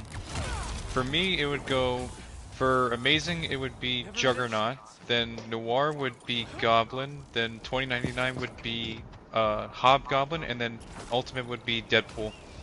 The Ultimate Deadpool level is iconic. But yo, like, Amazing... I was like, should I do Deadpool or Carnage? I'm like, I think just because seeing Ultimate Black Suit Spider-Man fight Carnage, and knowing that version of Carnage killed Gwen Stacy, yeah, and it's Peter's clone is like such a cool... Like, that's such a cool thing, because it calls back to not only the comic books, but also the Ultimate Spider-Man game, where Peter was Carnage, but also... It directly, like, that game is so cool because it feels like you're continuing from the Ultimate Spider-Man comic story, where Peter just saw Gwen get killed by Carnage, and he goes after and kills Carnage and all that, but then he's back and he fights him like, you know, let's have you not turn into someone that I love near and dear to me. I wanted to get your thoughts. And all that, like, all the callbacks are great. Yeah. And like I'm just saying, like that Juggernaut level with Silver Sable and her Wild Pack, oh my so god! Good. And then like when you go, and then voiced by Jennifer Hale, by the way, the legend. Which I get to meet in about 2 months. So awesome. Oh no, 3 months. I know. Have fun. But yeah, but like yeah, that whole Juggernaut, like you would think, you know, it's Amazing Spider-Man, so maybe you'll see Rhino. No, you get Juggernaut instead, which is like 10 times better. I always thought that Rhino would be a better choice for Juggernaut, for that level. Like, why are we doing an X-Men villain rather than Rhino? But hey, I'm not cool. complaining. I'm not complaining either, because it's like, you get the cool Marvel expansion. Like, even like, yeah, Deadpool's in there, Juggernaut, like, yeah, all these cool Marvel characters. Just throw them in a Spider-Man game. Why not? Like, it's the best. And then Hobgoblin is like an original creation, because they don't have really a lot of $20.99 villains at the time. I love that they did that, their own unique Hobgoblin for the game, which is so cool. Again, the creative liberty that the developers get to do with this. And yes, here we go. Best MJ mission of all time goes to this mission. Yeah. Well, for me, it will be for Amazing. It will probably be Kraven the Hunter, because that was actually, I believe that was my first introduction to Kraven, because I never heard of him until I played Shattered. Wow. Yeah, because it's like I know that he was like in the '90s show, but I haven't seen like many episodes of that series growing up. And well, actually no, that's a lie. It was Tanaz that was my introduction to Kraven, and then it was Shattered Dimensions. Yeah, so it was the new animated series, and then it was Shattered Dimensions, where I was introduced to Kraven the Hunter. So, and also because that is like the first villain that you fight in the game. So it's like, obviously there's a reason why he's very iconic. Noir will probably be. Vulture was a really good one, I will say. That one was like pretty cool. I love how it's gross that's the version in Noir's world. Vulture is the one who killed Uncle Ben, and not just killed, he ate him, which is disgusting. Which is full on cannibal. Yeah, nuts. But yeah, that all the noir levels are amazing. But yeah, now we're getting to this part of the game. Like before I forget, sucker, train hunter shoots at a redhead woman with 0 combat. Well, I guess she trained in Sicario a little bit with Silver Sable, but you know, But 0 also, like, full she hunter misses at experience. point blank range. Missed point blank range, and gets tased and immediately gets taken down, which is hilarious. Kraven, someone who's supposed to be on the same level as Kraven. Joshua O'Neill, Jim Cummings was Kraven, and Goblin in Shattered Dimensions. Yeah, amazing. Yep. And I think that even though I love Jim Peary, I think Jim Cummings might be my definitive Kraven voice. Jim Peary's up there. So. Really? Yeah. I don't know. He did such a good job in Shattered Dimensions, dude. Like, it was amazing. Wow. I forgot who voiced Kraven in Tenaz. I can't think of his name. I know it's like a good, well-known actor. Like, because the cool thing about Tenaz is that they had a lot of cool star celebrity people voicing the characters in that show. Like Ian Ziering, who did Harry, Neil, obviously, who did Peter, Lisa Loeb, who did MJ. Michael Dorn. Michael Dorn, that's right. He's excellent. But yeah, no, Jim Cummings I think is the best. And then Jim Peary. And then, who voiced him? Who voiced Kraven in Shattered Dimensions, actually? That was Jim Cummings. Jim Cummings. Oh, okay. He voiced Pete from like the Disney Mickey Mouse Goofy show, Pete. But also Winnie the Pooh. Winnie the Pooh as well. One of the ones that I actually love, which I think is pretty underrated, is The Mask from Splatterhouse. Have you guys played that game? No, I haven't. I saw That's a classic. a video that Godzilla Mendoza made on that game, actually. I played that game. That game years is ago. legendary. I've never played it. And Josh Keaton is also in that game as well. That's right. Yep. Where do I go? And then 29, and then for 2099 it will probably be. Well, the Hobgoblin one is really iconic because it starts off with Miguel flying, actually falling towards the city and chasing Hobgoblin, which was insane. And the Scorpion one was actually like, especially with the ending where it's like, where like, not Kraven, Scorpion dies at the end, and then Madam Web says, "We finally got the piece of the tablet," and it's like, yeah, but at what cost? That one's sad. I know. I love that Scorpion level because I also like how it seems like 2099 is Madam Web's favorite because she's always like being nice to him and like joking with him. And yeah, the Scorpion level, you feel really emotionally invested with Kron Stone and his, sad mutation that he's dealing with, the Scorpion disease and all that. But yeah, like, he just wants to be human again, and then all that, like, it's a really good one. Yeah, the Dr. Octopus one, that one I don't like it as much. I don't like that because one of how, that much either. It's just inside a lot. Yeah, it's impressive, isn't it? Meh. What do you mean, meh? What do you mean, I've meh? seen one of those before. No, you haven't. I have. I totally have. Yeah. Yeah, like, yeah, that is like probably like the one that I don't have as much fun memories in comparison to like the other levels. And then Ultimate, obviously, it's like for me Carnage from the get-go. Like that is like my favorite mission from the game. Yeah. And mainly because it's like because as someone who's read the Ultimate Spider-Man comics and as someone who is like very familiar with that version of the character, I'm just like, yep, this is like my favorite mission. It was surreal to do that. Yeah, like again, it's like I mentioned this in one of my old like Ultimate Spider-Man video essay videos. Like I really like doing it, but it was like Ultimate Spider-Man is a game where you feel like you're playing a continuation of the comic storyline. So it would be like the equivalent, like if we got like The Dark Knight Returns, the video game, Civil War, the game, which we kind of did with Ultimate Alliance 2. But thing like playing like you're playing through your actual favorite Spider-Man comic, and then doing that again, not once but twice. Once with Ultimate Spider-Man, then again with Shattered Dimensions was nuts.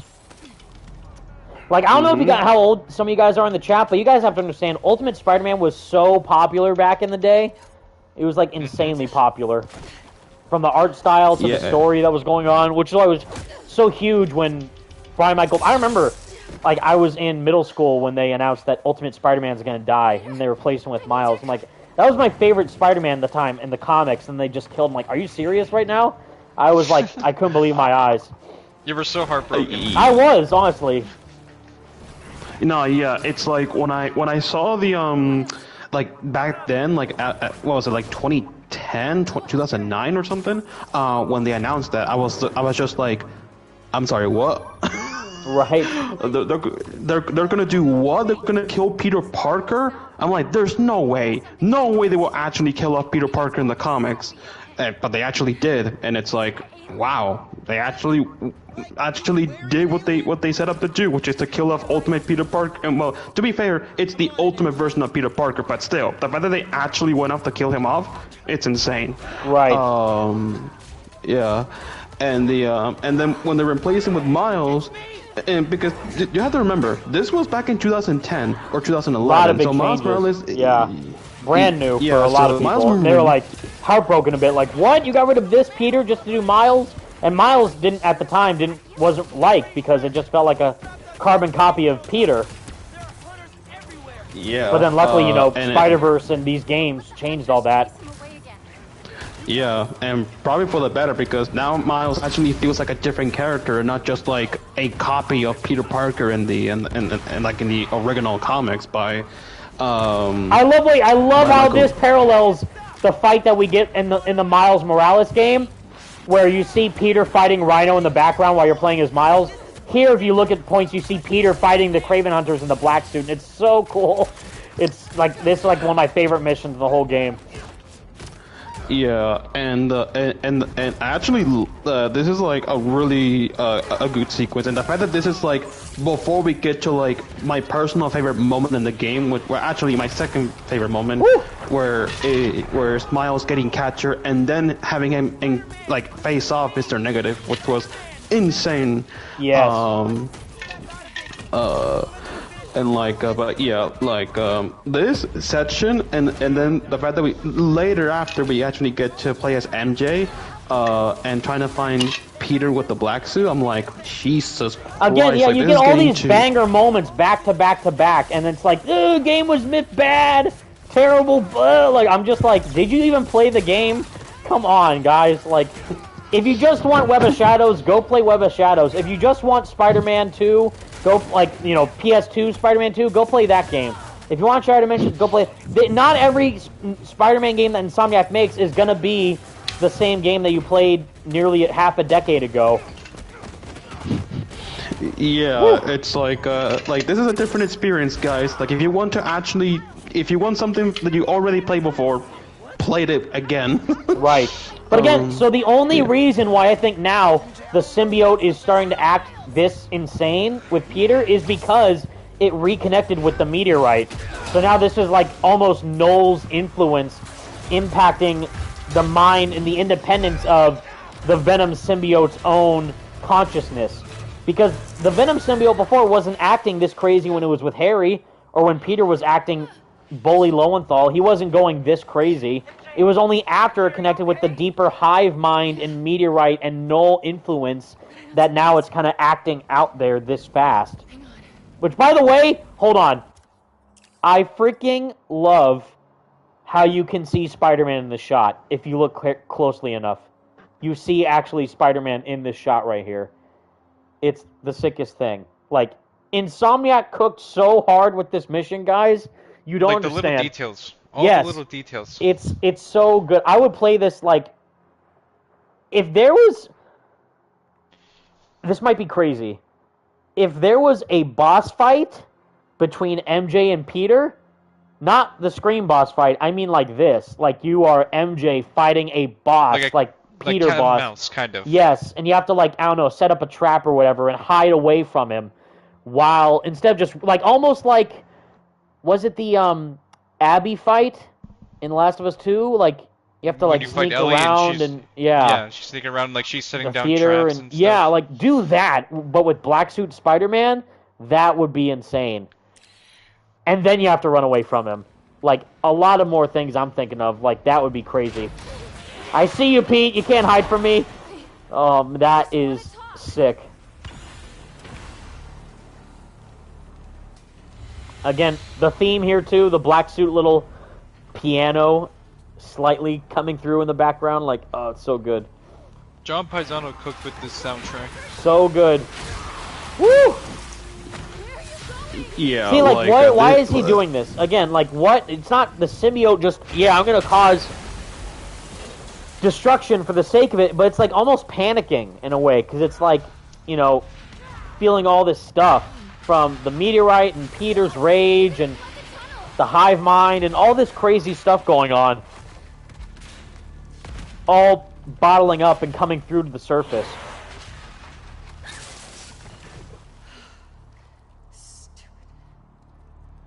Okay, MJ, we gotta lock in really quick. Pete? The iconic promotional screenshot.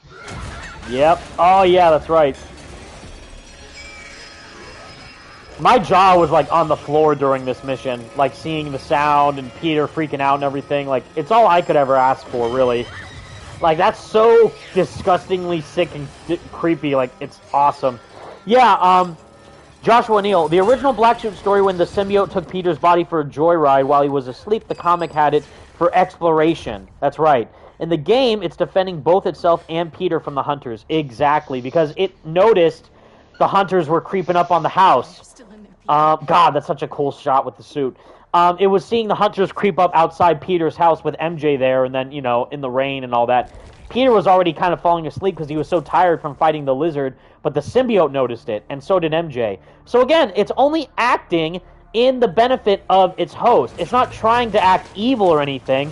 It's just acting out the inner rage that Peter's already feeling for the hunters and Kraven for hurting Harry and, you know, the EMF and all this stuff, and it's now brought to the surface. I found Peter, but he's asleep. Is that good? I don't... Woo! I'm gonna try to wake him. Can you hold off the hunters for a little while longer? I'll try.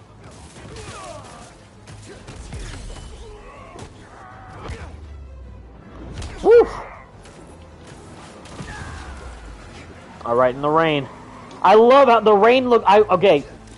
I hope we get a weather option change or something in the future. If we do end up getting Marvel Spider-Man 2 DLC, or we already do know that we are going to get, sadly, those influencer suits as free content. Maybe in that, if they do a patch or whatever, we could get, like, a weather time of day patch or something with the rain, and just swing around in the city with this rain. Aesthetic is the best, especially in the black suit. And like you can change like if it's like light rain or heavy rain.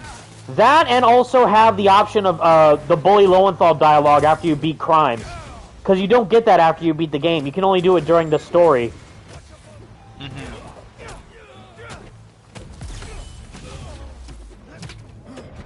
Woo!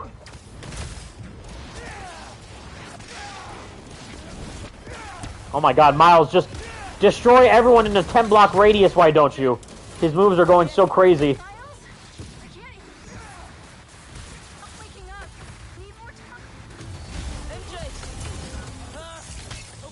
Ooh. I can't believe how close we are, by the way, to the main Kraven fight. It's gonna get nuts.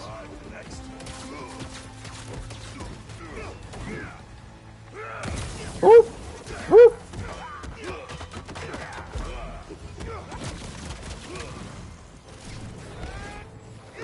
Oh my goodness. Nice. First try, with my eyes half closed. Yeah. Let's see. With a blindfold on. With a blindfold on. Malcolm X Rodriguez. Spectacular Spider-Man did the symbiote story better than this game. Again, it's all about preference. And again, it's more focused in that show because they're not digging deeper into the lore of the symbiote. And they're also not balancing Miles. So that's kind of an unfair comparison since they're doing so much with the story.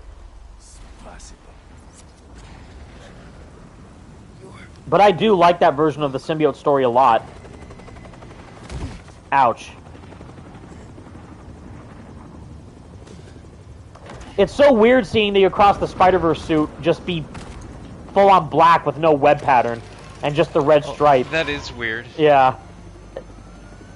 I like the Into the Spider-Verse suit a lot. It's weird. I like the logo of the Across the Spider-Verse suit more, but I like the pattern of the Into the Spider-Verse suit more. Wake up! Mm-hmm.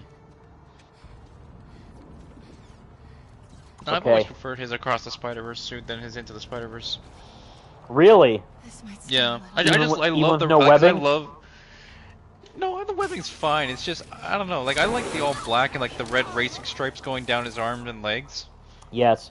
Now hold on. Last time I played this mission, which was like a few months ago, Peter didn't say the main line. Is he gonna say it here? What, the MJ run? Okay. Yes. Tony Todd. Woohoo! Here we go, baby. Yeah, we made it. I love how that's the first thing you hear from Tony Todd in this game is run. They cooked so hard with this. Again, this is all I wanted. This sequence, running away from Black Suit Spider-Man, dude. Like, come on, dude. This is the MJ. I love it, dude. Tony is so good, and I love this. This line is very important. This next line that he says, you already know what he's gonna say, but this one is. This tells you all you need to know. Mine. That's his host, dude. Peter is the perfect host for the symbiote, and nothing is going to take him away from it. So even though he's acting in defense of Peter, he still loves Peter so much as the ideal, healthy host. Which is why it's acting in defense of Peter. MJ just tried to hurt Peter with the sound and the taser and everything. So in that moment, the symbiote views MJ as a threat. Even though it's someone that Peter cares about, it's not something that the symbiote cares about as much. For now. Which is why it's like, mine. Peter's mine. You will never have him. But he will come to me soon enough. Yeah, Joshua O'Neill. Sorry, Peter can't come to the phone right now. Venom will take your message. Yep, exactly. So right here, and people are like, oh, I can't believe Venom was handled so poorly. The meteorite is laid into so heavily with the symbiote, dude. Look at it. It's the core of the entire symbiote hive mind that's controlling and manipulating the symbiote. It's not evil, it's just the connection that it has with the meteorite, with the God Hive, with the hive mind, with Noel, with the Clintar, all this crazy stuff. And people are like, whoa, like, it's so much is happening. It's too much is happening, really, that people are just, like, completely overlooking the deeper layers of what Insomniac is putting into this story.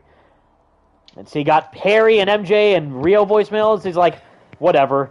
I love it, and he's in all black, too. It's so good. It's so good. He's like, nah, I'm just gonna ignore those messages and just pretend like everything is fine. It's so good. Weird dreams, though. Yeah, totally weird dreams, Peter. And why doesn't he even question it? So, okay, big, right here. Harry is so clear what's happening right now. I need the suit back. I'm dying. I'm not getting better. Give it back. Bring it back. And Peter's response? Listen to Peter. I wonder if Harry really needs the suit. I mean, if I keep it, the city's a better place. Everyone benefits. Everybody wins when Spider-Man's at his best, right? And Norman's a smart guy. I'm sure he'll figure out a different cure for Harry. He's like, I don't really think my friend who's dying with cancer pretty much needs this life-saving suit because he's dying in the span of like 3 days after he gave it to me. I'll keep it for myself because I can be a better hero with it compared to my friend, my girlfriend, my protege. I am him, pretty much, is what Peter's thinking at that point in time. I don't need anyone or anything to tell me otherwise when all I have is power. Power to save my friends, my family, and the power to make sure that whatever happened with Aunt May doesn't happen to anyone else ever again. That's what he's feeling, and it makes so much sense. And again, that's not the symbiote mind-controlling him to say that. that's all Peter's inner thoughts coming out to the surface. Because he had a problem fighting, Kraven first because he got stabbed, and he's feeling all this stress continuously from being Spider-Man for the better part of a decade. Tell your friends. New York. So with all that, he's thinking, this black suit will give me all the power that I need to fix all my problems. And it just works. Todd Howard, it just works. And yeah, so now we did all the main side missions. So now we got just the main Harry mission that we can do now. Where you get to hear some of the most savage Bully Maguire lines in the entire game. The best Bully Lowenthal dialogue you'll ever hear. So I actually brought this up to my mom like a week ago or so. Like we got this Danicast, but we saw the Toby movies in theaters, and she, it's weird. So the first movie is my favorite Spider-Man movie of all time. Is the first Toby movie. The second movie is my dad's favorite, and I kid you not, the third movie is actually my mom's favorite. Really? So, yeah, because she loves all the stuff with, like, the deeper meaning of forgiveness and the black suit and what Peter does with it and all that. So, it's really cool. It has all these layers in it. But the main criticism that a lot of people had at the time of when the movie came out is that there wasn't enough Bully Maguire scenes in the black suit.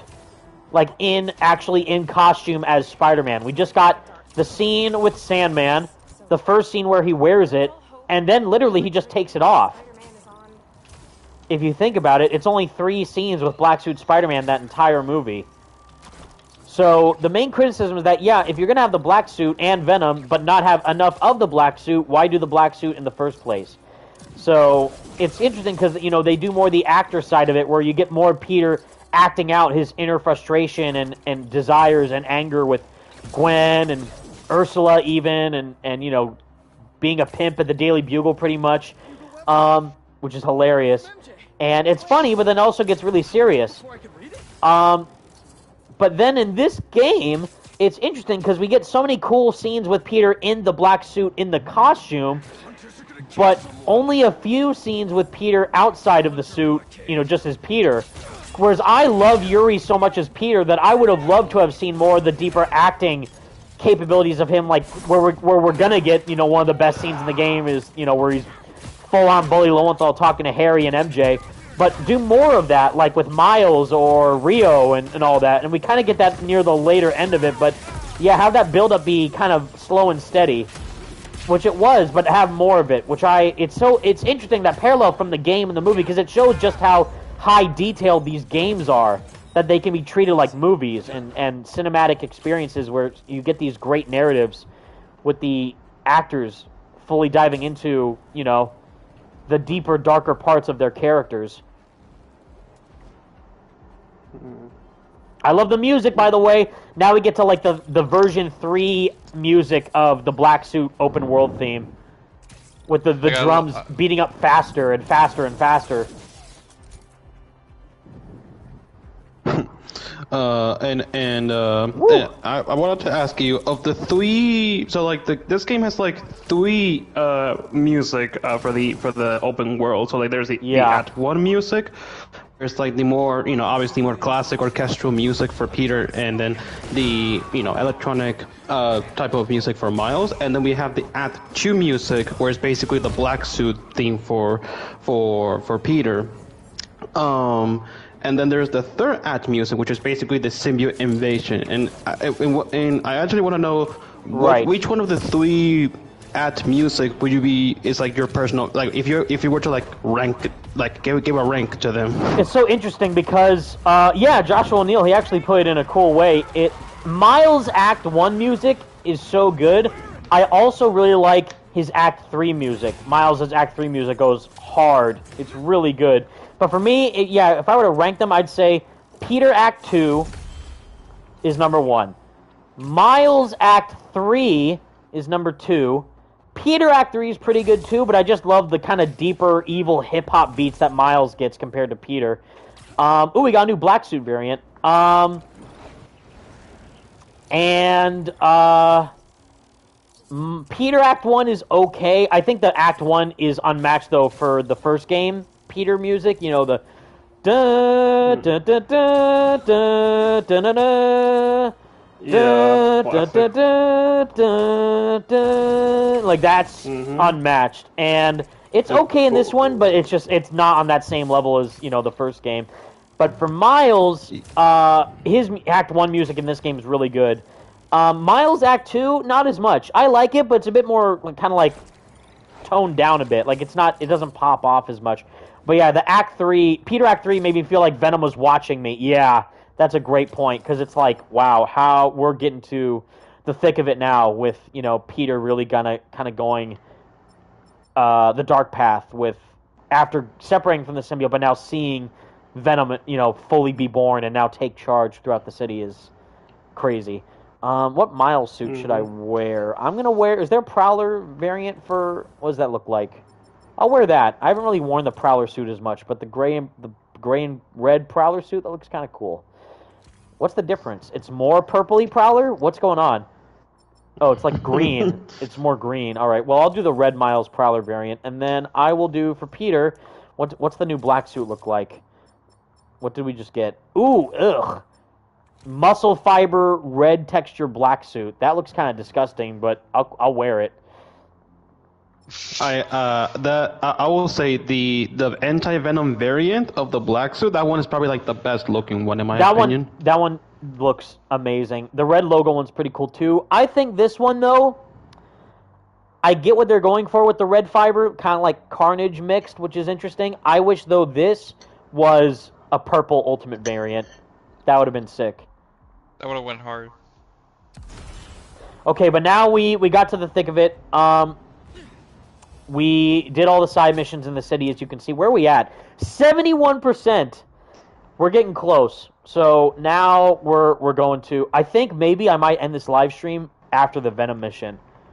I think... Is this the time? Is this the stream where we do it? I think this might be the stream where we do it. If Chad is up for it, then Chad, if you're up for us to get going to the Venom mission, I will gladly do it, and I also will love to talk about, like, as I already did in my Venom video, but now actually show you the lines of dialogue that Kraven says, like, I see your true form, you are death, cloaked in beast flesh, I have never felt such pain. Bars coming from Kraven, but also, yeah, like, again, the deeper meaning of all that represents for Venom and everything. And his origin. Okay, so... Ooh, this suit looks creepy with the red. Now that I look at it. Very un-Spider-Man. Reckless property damage, violent outbursts. Is he causing more harm than good? So that's a big thing of what Peter says later on in the, you know... Is he doing more harm than good? How about now? Because he's quoting MJ's article. Okay, now we get to, again, Game Award-worthy performances from Yuri and Graham right here, and yet Yuri got nothing. So I'm just and you're about to hear the most savage line you'll ever hear from Yuri in black suit. Yeah. Black suit Spider-Man. This scene, again, I would take... If the whole game was just this, I would play through it no matter what. He backs away, dude. He doesn't even, like, what? Like, he just, like, does the most anti-friend thing, like, I'm not going to give you back this suit. I also love that you see the reflection in the TV. That's such good detail and amazing work from Insomniac. I just remember feeling tired. And Harry has no idea what's going on. He's just like, what are you talking about, feeling tired? Like, just give me the suit back. Because he doesn't know it's an alien, still. And MJ clearly knows what's happening. I think it would be like really cool. Here it comes, here it comes. Yeah, let's pop some more pills and say what you're really feeling. Oh! Ass out there trying to save you. And this is what I get? Yuri's acting, dude. It's her story. God, dude. I was on the edge of my seat seeing this for the first time. What? Your job is to write the truth. I did. Here we go. Every time. Truth is, I'm the hero here. Not you. Not you. Woo! Woo! I remember, how, and then walks out, slams the door. Slam that you feel it in the dual sense too, dude. Like, oh my god. I was like, there's no way that this just happened. I was like, got the game a day early. I wasn't able to get a week in advance review copy for the game. But I'm still incredibly grateful for PlayStation for inviting me to the press event and also getting a day early copy. So I say all that because the launch trailer for the game came out like a few days before the actual release date, and it showed that scene, like a clip of that scene, like, I'm the hero here, not you. And then that's where we saw this fit, like the black suit clothing Peter fit for the first time. Like, oh my god, like, you know, that I was so excited to see this part, like, you know, waiting 5 years to see Yuri Lowenthal go full bully mode, like, and it did not disappoint. Like, these moments are incredible. And now again, adding more context to what I talk about in my Venom video, where again Harry is feeling abandoned by Peter, his best friend, his suit. He's hoarding it away from him. He's feeling weak. He's also not feeling appreciated by his dad, because right here, even though Norman's working on a cure, it's not like he's doing it for the sake of doing it. He's like, I have to do it just because I have to save my son from dying. And Harry, again, feeling powerless and helpless to do anything, feels weak, betrayed, abandoned, helpless, and irrelevant to both Peter and Norman. Because now, and that brings it up even later when Harry's talking to Peter, where he's already Venom in his house, and he's like, are you giving up on me? Because right there, he thinks Norman's giving up on Harry. Because he's like, Peter, you're like a son to me. I love you. You make me so proud. Not my dying son, but his best friend. Imagine hearing that as you, like, if you had cancer, instead of like, I love Harry, I love my son, like, you, Peter, you make me so proud. Not my dying son. You do. You've always made me proud. This scene here, too, with Graham, like, again, so right here, Harry is feeling betrayed, abandoned, and scorned by Peter and Norman, respectively. And even MJ just like, look at how the shot holds onto him doing this. Barely even managing to stand up and get to the window. He's feeling weak, yes, but he's also seen as weak by MJ and Peter and Norman. Right there. That's why he snaps. Like, Harry, let me help you. Like, get out! I don't want to talk to anybody. Leave me alone. Like, you know, because he feels like there's no way that he can be saved, because it just feels pointless to him without that suit. The only thing that he knows will save him is that suit. Not Norman's cure, not MJ's supportive words, not whatever, just the symbiote. And now it's gone. And that's why he's so angry. I love this too. Ugh. He just sighs. Why can't anyone take care of themselves? It's always up to me. Oh my god, Peter! Bro, like here, like every time this sequence happens, I get so amped up with hype. Like, cause now it's like, now we're here. Mom, even though I'm sure it's nothing. See? Like, I gotta still check with his mom, even though I'm sure it's nothing. Whatever. Like, dude, come on, bro. Like, I don't know. Like, I think they checked all the boxes and then some. I don't understand why people like let down, flop, missed opportunity. Like, yeah, just because they didn't do the game you wanted to see, or the story beat you wanted to see, or whatever, like in your head, writing it out, doesn't mean what they did was poorly executed. It still hit all what you want to see from a Black Suit Spider-Man story. The only thing I would want to see is, again, just have Miles more involved in the deeper plot of Venom and all that. And one thing that I was thinking of when you actually brought up earlier, Franco, was the lizard chase. Is I played that sequence, you know, during the preview event, and I was thinking in the back of my mind that we were going to get a Venom chase across the city with Peter, but I thought it was going to be similar to what we saw in Ultimate Spider-Man, where he has Silver Sable and you're trying to chase Venom to save someone else, but you chase Venom a couple times, I think, right? Or at least you chase a lot of people as Venom in the game. Electro, Beetle. You chase Rhino as Peter. You fight Venom as Peter a lot, and then you chase Venom as Spider-Man near the end of the game. I forget if there's another chase. I don't think so. But like he has someone in his hands while you chase him, right? So I was thinking, if Venom is going to go after Peter, he's mainly going to want to go after someone he cares about. And I thought we were going to get that for both Peter and Miles. So I thought it'd be crazy if Harry turned MJ into Scream. That was cool. So again, that's a new thing. It's like, oh, well, we didn't get a Venom chase, but you know what we got? We got to fight MJ as Scream. So that's a cool difference. That's insane, by the way. J. Jonah Jameson flat out cursing is hilarious. Darren DePaul, legend, as J. Jonah Jameson. But there was all that. I was thinking that we were going to have to chase Venom while he had MJ and Rio in his hands. So he would have kidnapped MJ and Rio, and you and Miles would have to chase them together. And so kind of like similar to like the Venom chase where he has like Silver Sable. Yes. And, like, you're chasing him as. That's exactly it. So it's like you have to save someone while chasing Venom. So if he like chases or tries to go after Peter by going after the ones close to him, he could have gone after Black Cat, which would have been cool if Black Cat was still around the story, or MJ. And I thought if he goes after MJ, we're gonna have to chase him throughout the city while he kidnaps MJ, which would have been crazy. But we got the MJ fight instead, which was still cool. But yeah, yeah, Joshua Neal, the ultimate Goblin chase is nuts. There's so many cool chase sequences in that game. Like the Goblin level is probably like the hardest level in the entire game. Yeah. This kind of looks disgusting with the red on the black suit. Like I still remember it kind of looks like he kind of like got burned, like second degree burns. Or like battled, like just came out like fighting someone really poorly or badly and just got blood splattered all over him.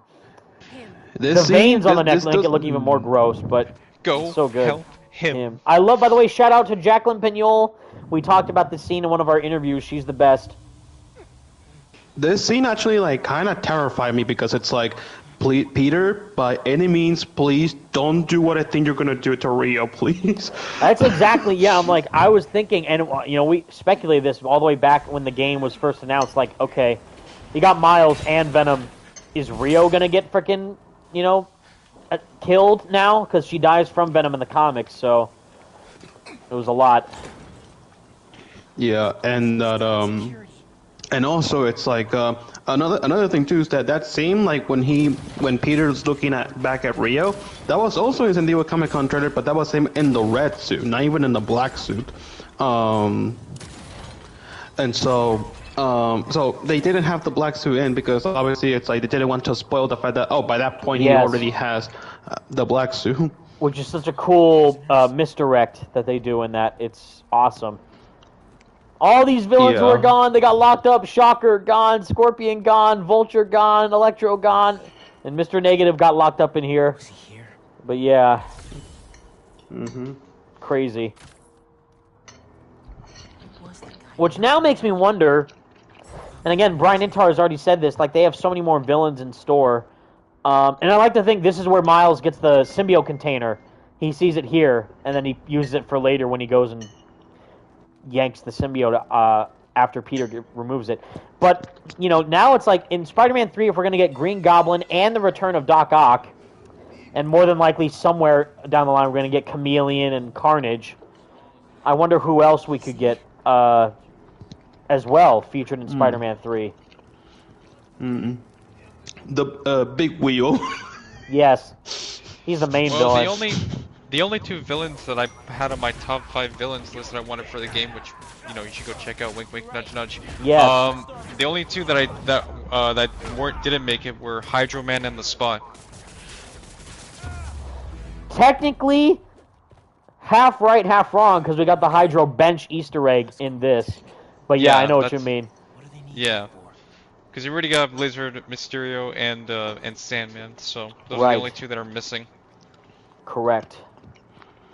I'm thinking if like because the opening of this game, Marvel Spider-Man 2, is so insane that it's just like, what are they gonna do that can top the Unless like every game, like you know, like, you know, you had bless you, like you had the Kingpin mission in the first game, and then you had the Rhino chase and Miles, and then you Sandman. go up again with Sandman. So then, how do you go further up? I'm wondering if they might do a Web of Shadows style story for the third game, where, in a sense, they tell it in reverse. So the game starts off later on in Act 3, then the whole game is a flashback. So I wonder if the way they could start off the game is by fighting Green Goblin right off the bat, and then jumping you right into it, and then it retells the events of how this all happened. Yep, that's That- me. that You'll would be probably wonder interesting. how I got myself in this situation. Yeah. For that, we gotta go back to the beginning. You gotta go back to the start. It plays the music and everything. That would be hilarious. No, Yeah, Joshua Maybe- O'Neill. or- Peter says he fought Trapster and Swarm was referenced. In the first game and the comic tie-in, and also this game with all the bees, I would think that was a great tie-in to that, but they just kind of didn't do anything with that. So maybe Oh, yeah, Swarm DLC, we get all the bees coming back. Or maybe Blood Spider or Silk? Yes. Or, sorry, or Echo, sorry. Echo, yes. Echo. Yeah. Or, you know, who knows? Taskmaster could come back for all we know. Screwball could come back for all we know. Please don't, but yeah. Please, God, no, God, no. Imagine.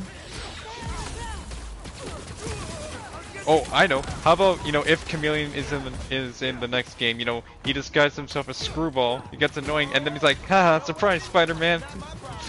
It was me the entire time, It was Spider-Man. me the entire time. You'll never you'll never figure it out. That'll be It the was Chameleon plot. all along. Yes. That'll be the plot. That'll be the plot twist of the century. That would be nuts. It's All what the all the time, fans everybody's want. been hating Screwball. It's what Yeah, exactly. all the fans want. No, yeah, it's for me, like, because I do agree with Franco that I wanted to see the Spot in this game, knowing that not only because of how popular he is now because of Across the Spider-Verse, but also just like imagine how freaking cool it would have been if we actually got to see like how Spot would have been in one of these games. Like, oh, he opens a portal and then he takes you to like God knows where, like freaking like Exactly. We I don't already know. got the tease of the portals Yeah. with you know, the Ratchet and Clank. Black Cat mission with the Doctor Strange portals. Oh, yeah. I think Joshua O'Neill or Franco, or you guys asked about like my ranking of the Spider-Man music in this. That theme right there that we just heard is up there. The Kraven Battle Hunter theme. And that plays for the first time, I think, when you're fighting the hunters in the church. And I just call it like I mainly think about that's how Peter's feeling on the inside. Like the rage is building up slowly with the hunters fighting, and it's like. And the tribal hunter music in the back too, like it's, I don't know. I'm a big music guy, so I'm hearing a story in the music. So it's like you see like a story being told in Yes, the musical through music. Yes. Yeah, Dasheen. Venom Yeah. theme is my favorite. Sean X Shadow, yo, love you, bro. Love you too, bro. Thank you so much. Joshua O'Neill says, Silver Males, Spencer, and Alistair Smythe, and Boomerang. Exactly. Yes. See, there's so many deep cut villains, or not even deep cuts, just like, you know, great choices that they could use that either people haven't thought of or we aren't even thinking of and how they could do. Morbius, you know, even that, Or even though the Kangaroo. Morbid Time meme, yeah, Kangaroo for all we know. But also mainly because Dr. Morgan Michaels is an alias of Morbius. Oh my god, it's Jared Leto. It's Jared Leto. Oh my god. What if they I actually still- what if they actually like get Jared Leto to become like the new face of everything? Yeah, they redid Peter's face, and now they're gonna redo Morgan Michaels' face to be Jared Leto. So like he's gonna go from looking like how he did in the first game to suddenly now looking younger than how he did. He's gonna look Jared Leto. That's right. Even more, he's gonna Leto out, baby. I still can't believe the fact that like the first version of Morbius that we see in live action and all that, now it becomes basically a meme now at this point. Like it's not because of the movie. Right. Or how about Ezekiel Sins? Yeah, Sean Shadow. Oh, Fun my fact, God. those pictures of Peter from the gameplay demo last year. Yeah, well, just from the game in general, or even right there from the beginning of the game, that's interesting.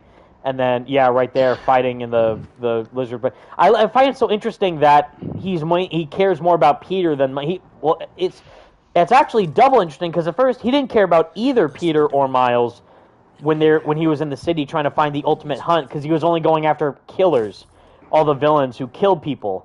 And then he didn't even see Miles as a threat because just like, oh, the little spider can't harm me. And then same with Peter, like, oh, like not as venomous as they say. But then only later when he gets the black suit that he sees, like, wait a minute, you could be something. And then even here, he tries to test Miles' worth, but he knows like he probably won't be able to survive.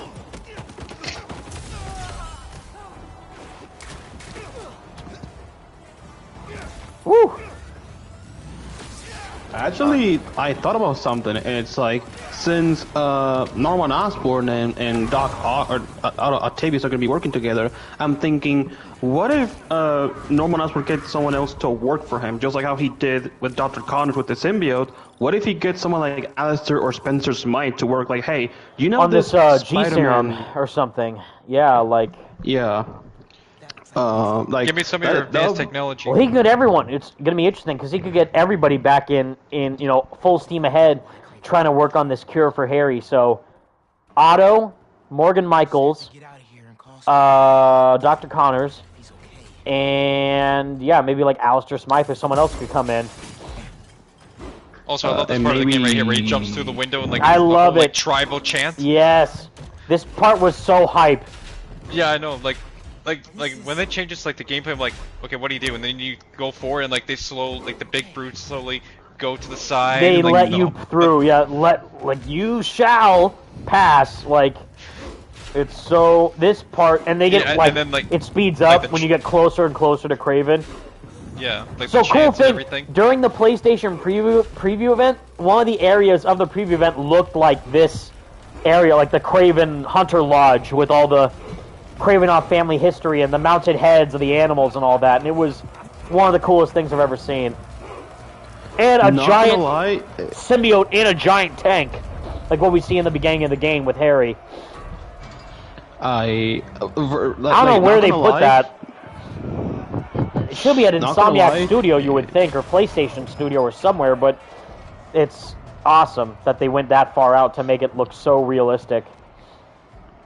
No, yeah, it's like, well, this section, when I got to this segment, I legitimately thought, I'm gonna fight all these guys, we're gonna 1v, no, they just like 100 all these people. 100v1. 100v1. Yeah, Joshua Russell, I also want to know what happened to other villains like Rhino and Taskmaster. Maybe they'll appear in the Marvel Spider-Man 3. I hope Rhino is alive, but based on the leaks, it seems like maybe Rhino got killed by Kraven too. And Taskmaster, we don't know. Yeah, we don't know some of the fates of some of the villains. So it'd be interesting if we got clarification. We only know 4 for sure. That's Electro, Scorpion, Vulture, and Shocker. Those are the main 4 that we know. And the ones that we don't know are Kingpin, Doc Ock, Hammerhead, Tombstone's fine. Screwball. Black Cat's okay. She's dead. Maybe Black she's okay. dead. He didn't go after Mysterio because he didn't want. He's not worth my time. Yeah, and then Sandman's still alive, obviously. Right. Captured him. Also, this is for those that don't know, and I already said this in a stream. This is my second favorite moment in the game. Miles confronting Mr. Negative. All the Mr. Negative stuff is so good, and again, that shows how there's 2 separate stories going on. So while Miles should have been more involved in the Mr. Negatives. While Miles should have been more involved in the Venom stuff, you could also say the same thing. Like, well, Peter maybe should have been involved more in the Mr. Negative stuff. And it's like, not really, because that kind of defeats the purpose of their 2 separate stories, and then they come together at the end to fight a bigger threat, together. Yeah, I mean, But Venom's such a big character compared to Mr. Negative that, yeah, it would have helped if we got that connection with Peter and Miles and Harry all being friends. But instead, they mainly just double down on Peter and Harry's relationship, which is why it's so emotional in the end between Peter and Harry. And also, Mr. Negative will actually play a big role later in the game. You will see. Yes. When we get to that part. But yeah, and the fact that this is something that's been in the build up for 5 years, like 5 years. Actually confronting. Which is why there was teases from Tony Todd that we were possibly going to get a Miles symbiote combination at some point. Yeah, like, bro, imagine, this is something that I just thought about, like, imagine if Miles had, like, his own black suit and he got to this moment fighting out Mr. Negative. That would be nuts. Oh my god, like, peak. That'll be nuts. The peak is real. No, yeah, but like this moment is still really good, and this fight was actually a bit difficult. Not gonna lie, like I think It I was. actually even died. I think I did die a couple times during this one. Yeah, I died a couple times. I was surprised by how actually, by how difficult some of these boss fights were.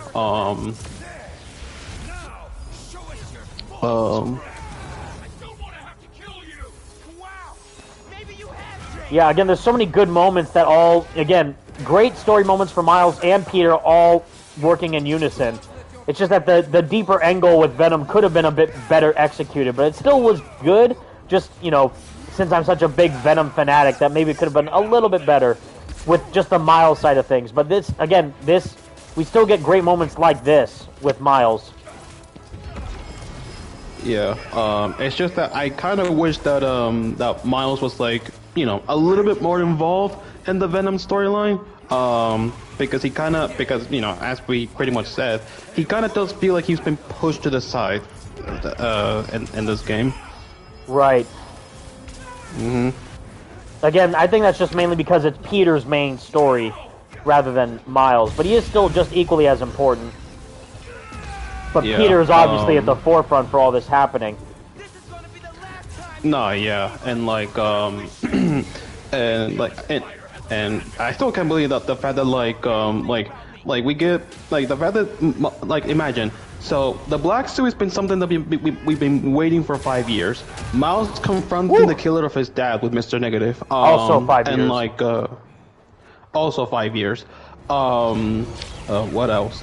And like also seeing some of these returning characters that we haven't seen in 5 years, like for example Scorpion or Black Cat.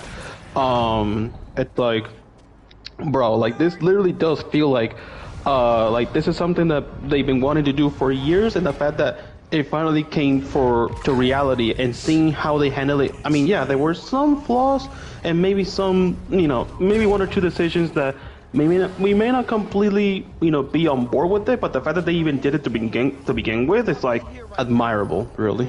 Yeah. Yeah.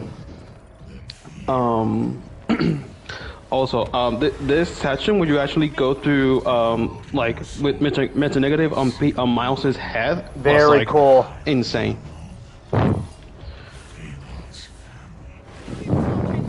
Like especially the part where he's like, I'm the kid whose father you killed at City Hall. Yeah, like what? And he's like, yeah, he didn't even know that entire time, which is awesome. Yeah. Again, like, big reason why Najee won an awards, multiple, is because of this mission. Yeah, and rightfully so. Let's see. Woo.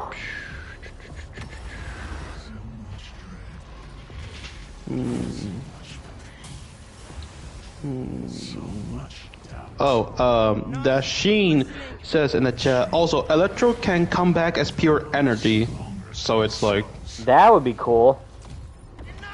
Yeah, but also that would be just like... Wouldn't that just be like pushing a little too far about going into...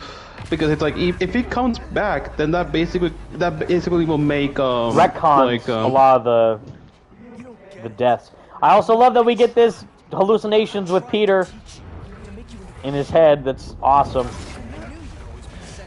No, yeah, it's like he, and like the fact that he does this 4 times and it's always someone different, which is one insane. thing I would say, and I think the reason why we didn't get it in this game is because we get this instead, is Miles fighting his inner demons, literally with Mr. Negative and all that, and fighting, you know, the evil conception that he has for Peter and his dad and Genki and his mom and all this, even Haley.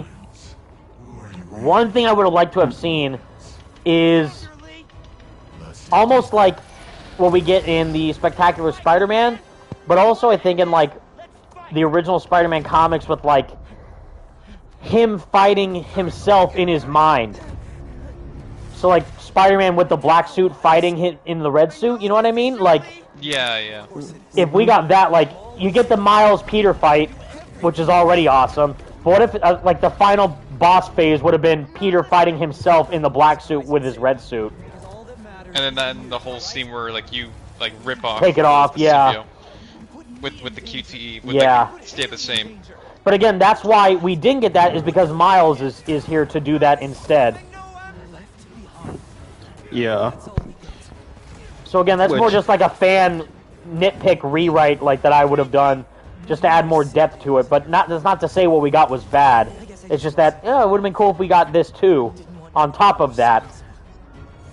I actually wanted to ask you, like, how much of Spider-Man 2 would you actually be able to rewrite? Like, how much would you like change about it? Mainly just like a few things.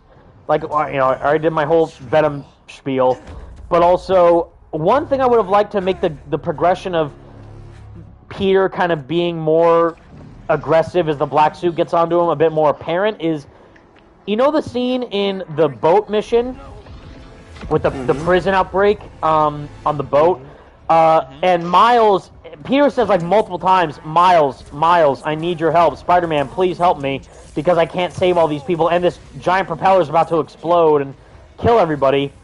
Miles just keeps focusing on Martin Lee, and is just so blinded by revenge just to get back at him. Understandably so, but Peter needs his help. Instead of Peter saying, like, hey, good job back there, you know, the electric blue saved the day, and, you know, good job, Miles. It'd be more fitting if he got mad at him, like, hey, Miles, I asked for your help. Like, I know that you're mad at Martin Lee, but you gotta stay in the game. I can't have you losing focus when I need you the most. And that would have been adding more fuel to Peter and Miles's kind of separation from one another throughout the story. Since Peter becomes so invested in Harry and the black suit and the symbiote's connection and everything, then that pent up, like, yeah, you don't even answer my calls anymore, man. Like, all that would have been added more fuel to it if Peter kind of initially started to kind of be more, not aggressive, but just more firm with Miles. And then that all, again, would build up and culminate to Peter's rage feeding into the black suit and the symbiote, and his arrogance, overconfidence, and showing how, again, the best part that I love about the black suit storyline is that it shows that no character is perfect. So even though we all love Peter and him as Spider-Man, it shows that even at the end of the day, he's still just as human as all of us, and that we all have darkness inside of us. That's what Graham Phillips did a great job of explaining in his interview, is that there's darkness in all of us. Yeah, Michael Davis too. I love the scream that Miles does before he sees his dad. Yeah, Najee cooked during this whole sequence. It's amazing. Honestly, but yeah, showing like again like how Peter is responsible for the creation of Venom. It's his biggest failure, always will be, and that's because of every emotion that he felt while wearing the symbiote. Yep. That's so sad. You're a failure, Miles, and you always will be. Because that parallels what he heard from his dad already. Like, you're a hero, Miles, and or I love you, Miles, and I always will, or something like that in his own game. Like, it just reflects that in such a sad way. Honestly, I have a hard time like picking like which of these was like my favorite performance, because it's like, man, all of them gave like, they're all in this game, like Yuri, Najee, Graham, Jim Perry, like, my God, like everybody. It's hard to pick everybody, so it's like I have a hard time picking out which one was like my favorite performance. Obviously, my absolute favorite was Yuri, but also it's like Najee also did a really good job as Miles in this game, and so it's like, so I actually wanted to ask to Evan and Franco, and I guess everyone in the chat, your top 3 favorite performances in this game. In order, for me. And I love Najee.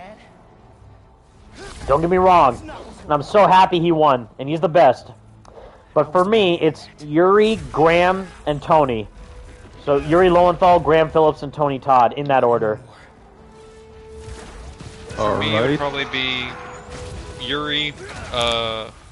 That's hard because they're all so good. Exactly, and it shows how good. And again, game's mid, bad. It's like, you can't... There's all these incredible performances going on that's even hard to choose, like, the best part.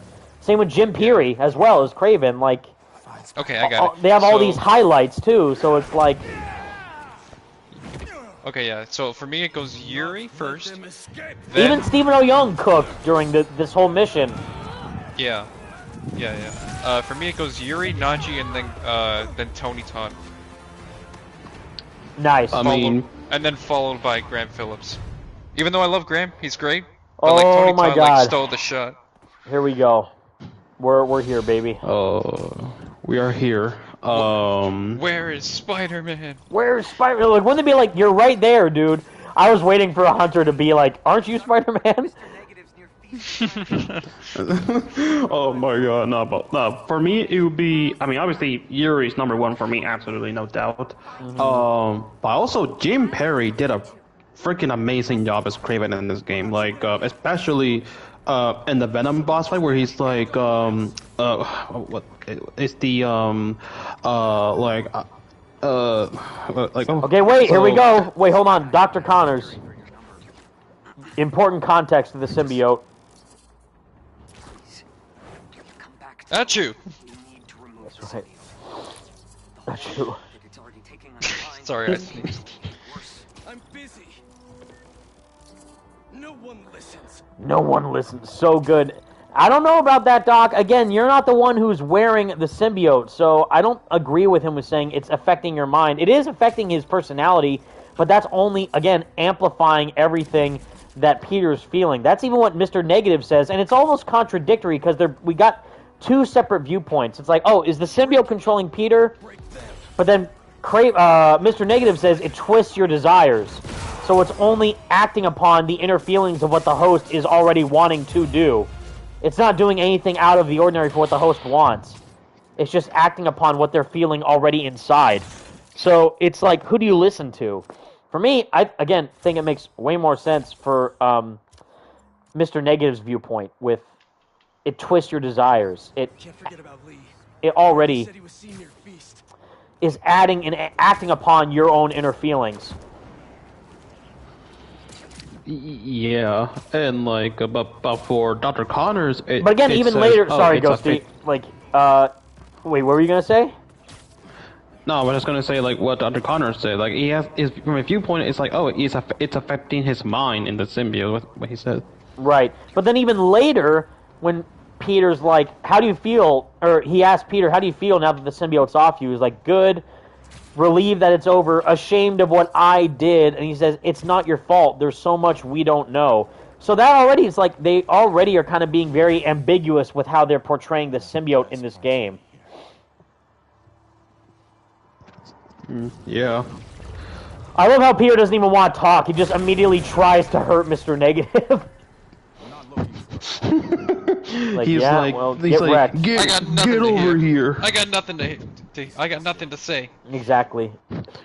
Put your hands Get up. over here. Yeah. But also, like, Mr. Negative with the mullet is just. Yeah, that hairdo badass. and the beard, yeah, it's working for me. The blood red on this black suit looks nuts. If we hurry, no. It's gonna be crazy, like playing this mission without the symbiote surge suit. It's just gonna be the normal black suit, which already looks insane. Already looks great. And it's gonna be cool seeing this sequence with this suit on. I might switch it to the standard black suit instead of the red, but we'll see. Yeah, wait, let me see.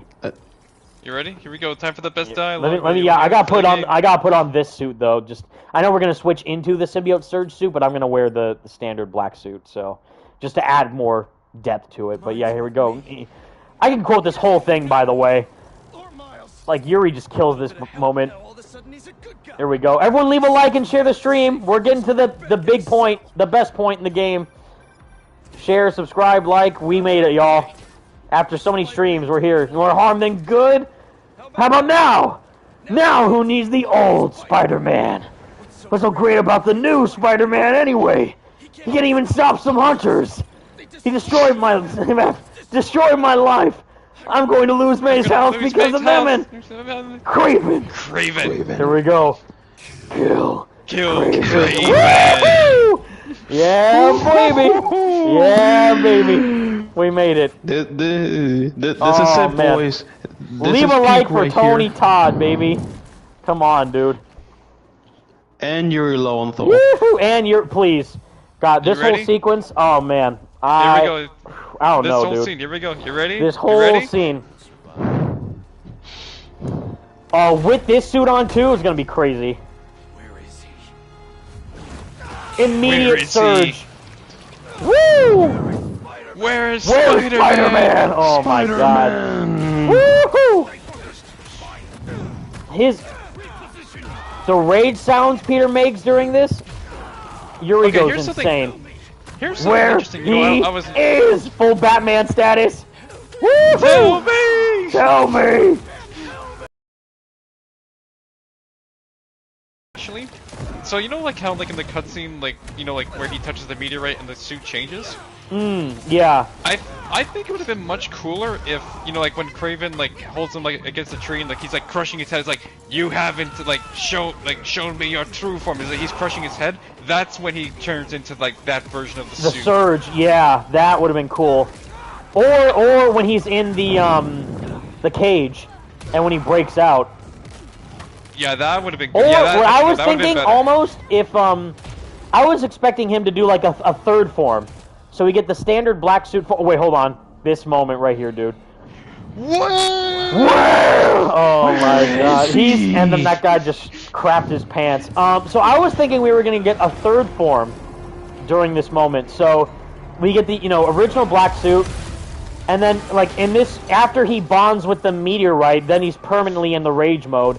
I was thinking during this sequence he might get like a third form, and it would have looked like almost Superior Venom, where it's like a standard height Spider-Man but with teeth. You know what I mean? Like, Yeah, that would have been cool. and if it got like a mini, like instead of Spider Carnage, we get Spider Venom. So that would have been like a cool workaround. Like, I know people want like a Spider Carnage suit. What if he got like Superior Venom instead? And he got like Peter with his eyes, and then like almost like a mini Venom to swing around with. Instead of like, we're not able to play as Venom in the open world, but if we got like monster Spider-Man with teeth, Superior Venom look, that would have been cool. See, like, so like, look in the cutscene right here. Like, you see, like, the eyes emoting, and then, like, when, like, he starts doing, like, the bashing, that's when the symbiote surge suit, like, he transforms into. Like, right here, yeah, he should have been, like, full 'cause, rage. Like, watch his eyes. Motivation. I don't know how it's going to look with the standard suit on, with the standard black suit on, but, yeah, this whole moment is, Like, you'll see, my like, fave. he starts squinting. yeah. And also this moment with Miles. You're done.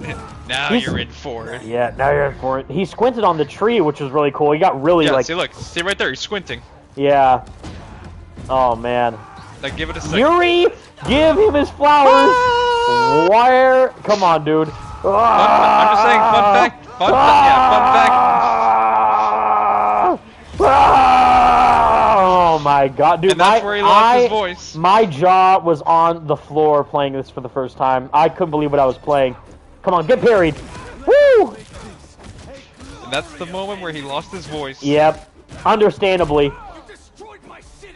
No, Took the lives of so many people. Yeah, including your villains. Come on, Kraven, I'm ready for you. I've been ready since day one. Some kind of god. I've been waiting ever since we heard your voice back in 2021. Yes, he found an equal. He's got him. Well, I we mean, finally given you something that you desired. Yes. Well, actually, he's gonna find his equal after this, but that's gonna be for when we get to that part. Yes. But yeah, no, like I said before, like I wish that he wore the normal like black suit up until that point where he's in the cage and he starts breaking out. Yeah. And that's when he transforms into the symbiote surge suit. That would have been cool. Or again, even get like a third Superior Venom Spider-Man with teeth version. Like that would be actually no, that teeth that would be like suited for like when he's up against the tree and like he's getting his head crushed that. in. And then you fight Miles, and then he gets that crazy. Yeah, that would have been nuts. And then what about like if, what if like So throughout my the boss whole fight, like with thing, like, you know, I'm such a big Venom stan that I was like, I can't believe like this is all building up to getting Venom, and we haven't even seen Venom yet. And then, you know, when we do get Venom, it's like unbelievable. Yep. So again, all this is more towards Peter creating Venom just as much as Harry does, you know, like all this rage and hatred feeding into Peter and his personality and his trauma and anger all goes right back into what the symbiote's feeling and learning from its host.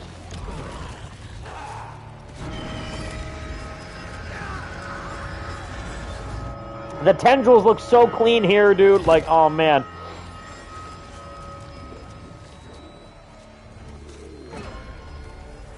Again, who's stabbing Yuri during these scenes? It hurts too much. Oh, my God. I love this little growl he does here. Oh, my God. Whew. Not today. Or actually, yes, you will get it, but oh man. Oh no, the music stopped. Oh, there we go. Woo!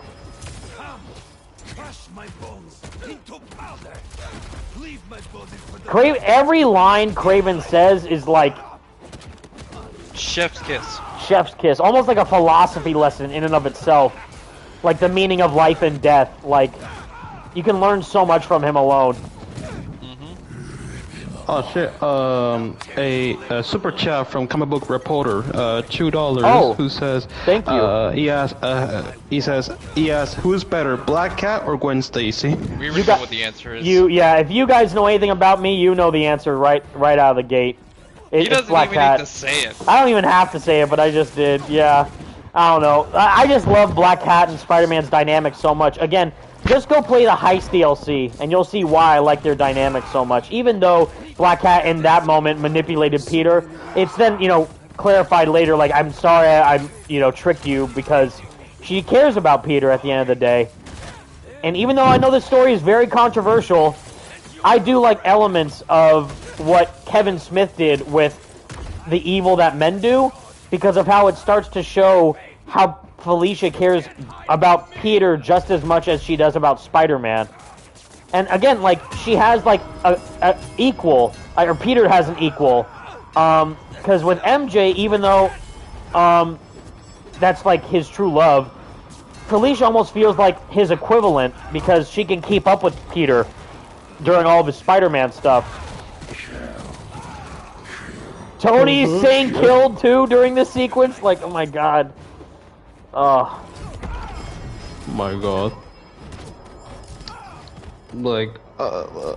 I can assure you that this version of Kraven, like, is a million times better than whatever the hell Aaron Taylor Johnson's gonna do. I don't even want to see the Kraven movie after seeing this. Again, why would you even want to see the Kraven movie after this game just kicked its ass 20 times over? my god. Yeah, I don't know what Sony's doing on the movie side of things, to be honest. I mean, they're doing. I mean, we have. Okay, so we have 2 Venom movies, a Morbius movie, a Madam Web movie, a Kraven the Hunter movie.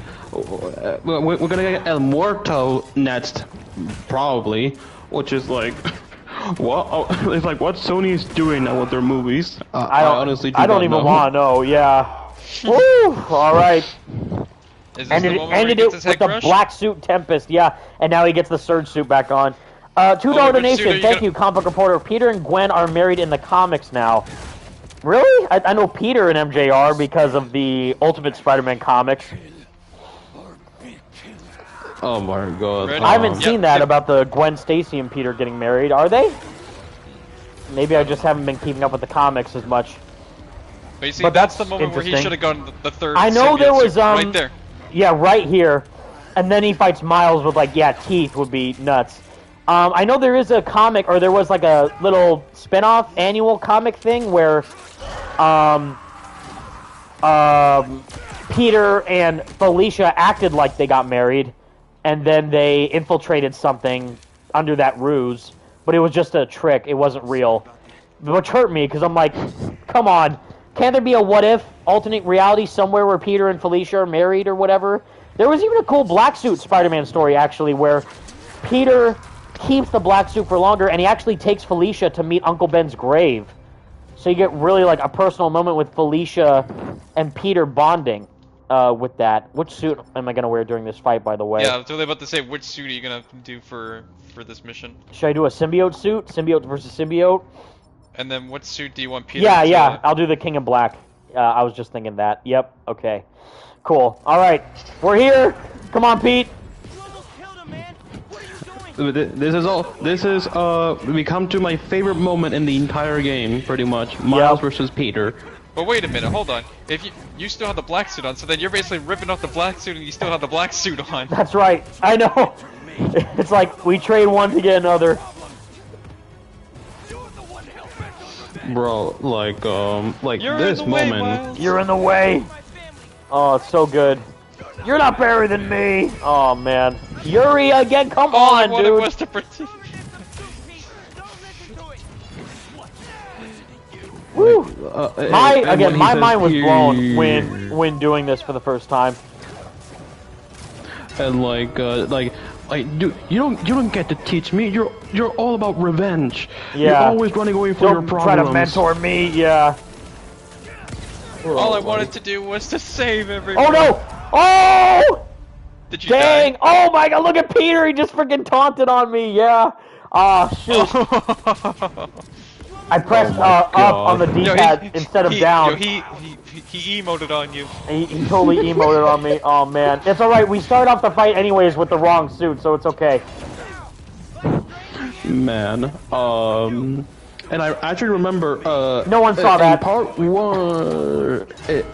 In part one of this live stream series, he actually replayed this mission. I did. In the first. But he actually did this. He actually did this one with the Raimi red suit. That's right. And man, actually seeing this moment again, but now actually After the whole journey we did. Yeah, but also it's gonna be weird because he actually has the black suit with the black suit, so it's gonna look weird. Like actually, it's like, what does this mean? What reality is this? Pete, knock it off. Yeah. He's whooping me pretty good, actually. I also don't get why, even on Ultimate, Peter's health goes down way too fast during this fight. Yeah, I actually want to say, he actually does go down a bit quicker, even on a harder difficulty. All I want is to save you. I need this suit. It makes I don't me a get better Spider. Yeah, oh man. So good, this shot. Oh man. Again, knowing that Venom is right after this is crazy. Why are you doing this?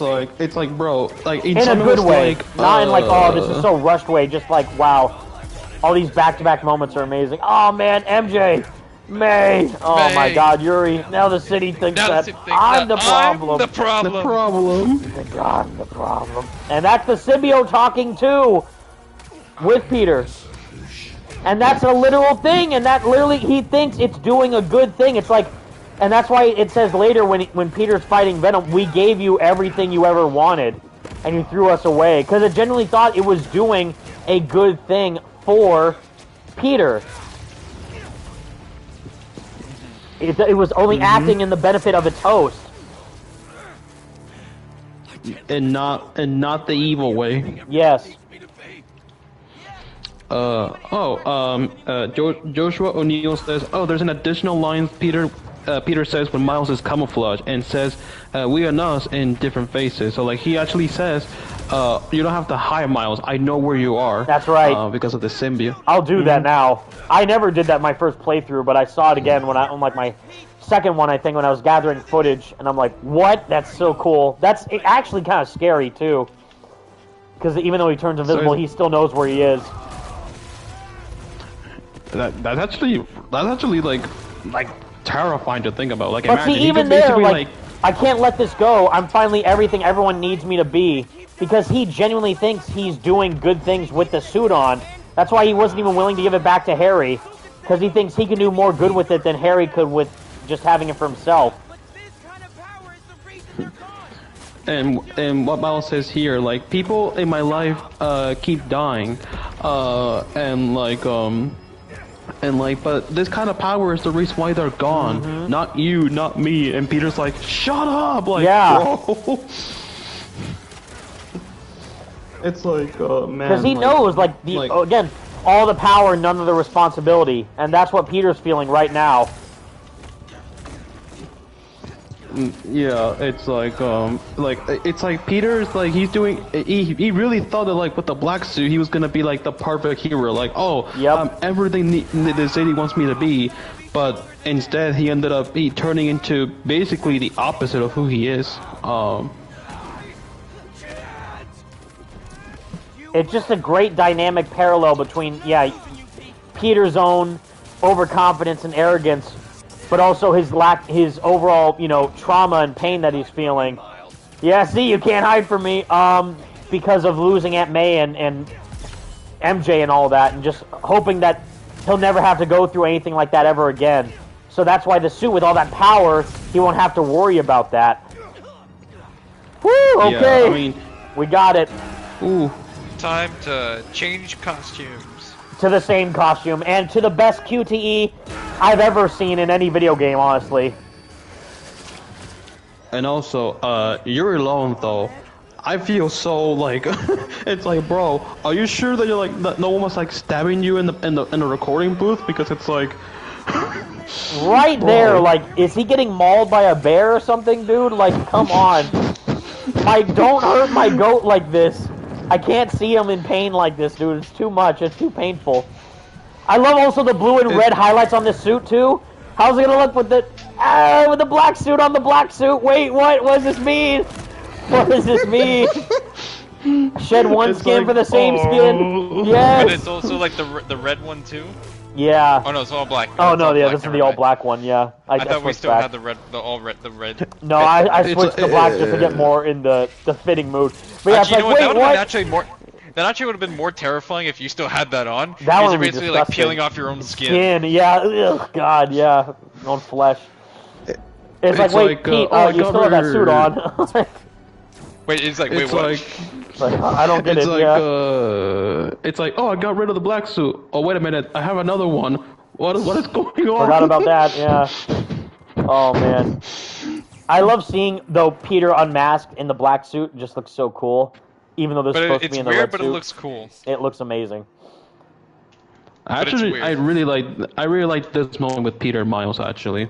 And with Miles now wearing this Null, again, big Null inspiration in this game, so of course they're going to have a Null Spider-Man suit in this, so it's awesome. Oh, Justin Sullivan, $5 donation, thank you so much. What game did you think was better, Marvel Spider-Man 1 or 2? So I think I've said this on Twitter, but this is kind of my viewpoint on all three of them. So Spider-Man PS4, and I will say this until the day I die, has the best story in any superhero game ever. So the first game has the best story. Miles has the best atmosphere because of the snow and the winter and the holiday theme, so the open world is the best because it's so culturally Queens in this game. I think I love how they did the Christmas decor and all that for Miles' game, and the snow and the snowstorms. It felt really cool. But this game has the best gameplay, obviously. Like, the swinging feels incredible. The web wings, the combat, the rage mode, Miles' powers. Venom, obviously. MJ's missions got upgraded. I like Haley's mission. So, everything is more polished in this when it comes to gameplay. But the story, obviously, just my own Venom brain would have done things a bit differently. But here we go, and he's free! Sort of, even though he still has the black suit on. Sort of, yeah. He's back to the beginning. He's back. I think what would have been like a really cool if like if you had so like before he takes off the suit, you have like the anti-venom like variant of the black suit, so it's like, oh, he got rid of the black suit, but now I have like an anti-venom variant inside of it or something. That would have been actually sick. Woo! I love how you get to swing so close to the ground too. In Spider-Man 3, I hope they just added where you can swing on the ground while holding a web line. But again, right there. Like oh, sorry, riding... Franco. No, that's okay. Like you can like run on the road or like put your hand down on the road like while you're close to the ground. Yes. Yes. Exactly. Also, I mean, I would like to be able to use a manhole cover, sewer hole as a skateboard, please, Insomniac. Thank you. Yes, 100%.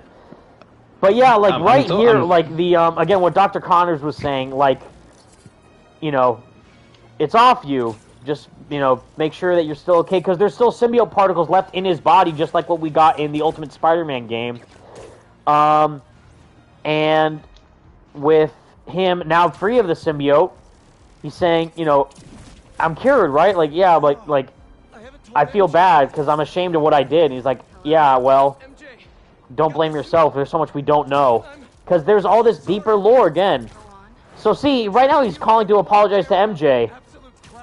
I'm heading to Oscorp to store the suit until Dr. Connors and I can figure out what to do. So he's gonna get rid of it. No. And Harry still doesn't know. An alternate cure that's showing real promise. We can still. Mm-hmm. Yep. Well, it's a relief to hear you sounding like yourself again. Just go wrap things up. I'll see you at home. Got a lot more apologies to make from this. So right there, it's like One thing at a time. people almost kind of like, oh, why'd they gloss over the whole MJ Peter thing with the black suit? And it's because MJ literally saw firsthand Peter getting controlled in his sleep by the symbiote, so she's more understanding of the circumstances that he's being put in, with the symbiote kind of now over dominating Peter's, you know, own control because of the symbiote getting stronger with its host, and now strengthening the bond so much, also because of the null influence and the meteorite and all that, deepening the connection with the host and the symbiote. So again, it's more of the symbiote learns negativity and hatred and overconfidence from Peter, but at the same time, it's still wanting to do good by its host. And even though it's acting very violent and aggressive towards the hunters and almost tried to hurt MJ, it was just because it's still in defense of Peter. Because MJ tried to tase Peter with her weapon, and all the symbiote knows, even though Peter cares about MJ, the symbiote at that point just sees MJ as a threat to its surviving and its life, because Peter is its whole world. Probably best to let the city dispose of these branding irons, right? Ooh, that was clean. Alright, so I want to go really quick to Miles, because I want to see if there's a scene that Peter will say, a dialogue that Peter will say with this. Let's go. So see, Miles is like good now because Peter's free of the suit. But if you go back to Peter, I'm sure he'll say something about like, "This is your fault, Pete. You got to fix it." Let's see. Does he say it? City's in trouble. No. Okay. Let me try it one more time. But again, it's all about Venom being Spider-Man's greatest failure, and that's doubled down 1,000 times over within this whole game. And Peter makes that abundantly clear, especially when you try and switch with him during the whole symbiote invasion. But I think he says it here too. Let's see. City's falling apart. Gotta do something. No, we're almost there. See, he's falling apart. It's like, how would you say that? Because nothing's going on. But he means that because the symbiote has caused so much pain and trauma towards him and those around him. Which is one of my favorite parts about it, is like, again, the inner conflict that Peter fights with himself and also those... There it is! You gotta fix it. This is your fault, Pete. You gotta fix it. Because that is exactly what's happening. The symbiote is all violent and angry and aggressive because of everything it learned from Peter. And now what's going to happen with Harry is all on him. But that line should mainly be said when Venom's around. But it's cool that you can hear it too, because he's still blaming himself for what happened with the symbiote and the actions that he did while wearing it. Not like the symbiote controlled me, even though it did when he was asleep, but mainly just because of, you know, his actions influencing and indirectly corrupting the symbiote's overall characteristics and attributes. And it learned all this stuff from Peter. And like I love how like even at the beginning of this next mission we're gonna do, you actually see Peter looking at the tower at the top of Oscorp Tower, because that's where he fought Doc Ock in the first game. I love that moment. It's so small, but I love it's like, yep, here we go again. Back to where it all started. That's where it all started. Yeah, Justin Solomon, did you notice the Dragon Ball Z reference in the Venom mission of this game? The scene where Venom is grabbing Sergei by the head is a parallel to Goku's fight scene with Broly. Yeah, I didn't know that because I'm not as big into Dragon Ball as my roommate is, but I do know that I know they referenced a lot of things in that fight with Peter and Miles with the black suit, and even I think the scene where Miles is fighting Peter and then he uses his lightning abilities to slam Peter back into the ground. That's literally a move that Bakugo does on Deku in My Hero Academia. So yeah, you're right. I love that they, you know, incorporate all this anime influence into this, the big Kraven, Peter, Black Suit, Miles, Venom, so all these characters. It's just, again, loving the arts and respecting that medium and also doing, you know, all this cool stuff to share the love and respect. I'll get just right here really quick before we even get to here. Like, moments before disaster, people. Moments before disaster. You should all leave right now. Just go home, watch the news, and then come back here later. Oh my god. Nah, yeah, it's like everyone, just to let you know, some chaos is gonna happen here in Times Square. So yeah, we gotta book it. We gotta leave. Go take a flight somewhere else. Don't even stay here. And the Devil's Breath was released in Times Square. That's right, Joshua. Yeah. Okay. Yeah. Here we go. Okay. And the black suit too, as well. Right. Another black suit. Are you sitting down, people? Are you sitting down? Are you ready? Leave a like, share, subscribe, all that. We made it. Getting to this moment after doing all the side missions and stuff too is so worth it because you feel like you've earned this moment. Yeah, that's what I did. I'm like, yep, I did all the side stuff, so now I feel like I'm ready to get to this moment. Everybody lock in. So again, Harry, feeling totally abandoned and betrayed by Peter, not knowing that it's an alien, just thinking he kept that suit for himself just for power, has no clue about what's... But again, I would have loved this scene even more if we got to play as Harry if he was sick. And there was like a QTE or something where you could like walk around this room as Harry and see if there's any other cure and then try and get the suit in. Like if Peter locked it in that like glass chamber that's right behind Harry, if he locked it in there, then Harry walks in and says, "What are you doing?" And then if he tried to like keep it off of him, and then Harry would try and walk around the room, see if there's anything else that could save him, and nothing else would be there. Only the symbiote would be able to cure him, so he would have no other choice but to try and rebond with the symbiote and slam the case if it was locked behind that glass chamber, and like a QTE or something, like square, mash it with the cane, and then crack it open, and it didn't work, but then Peter and Norman and Dr. Connors come into the room, and then it cracks, and then they see, you know, Harry having this inner conflict, whatever. We talked about this in the previous stream, but I would love it to, you know, control Harry before he becomes Venom. But this is still just as cool. And then you get this, oh my god, yeah, and like, this whole sequence, like, my jaw was on the floor. On the floor. And then you lost your voice. Yeah, Joshua O'Neill, I brought that up in my previous live stream. Peter used us both, rejected us. Let's teach him a lesson.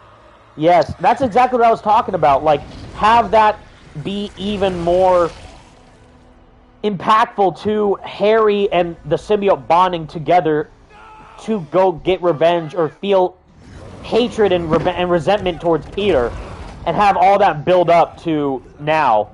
It would have been add much more. But I love it. The black suit and the black suit. What are we doing here? Woo-hoo-hoo!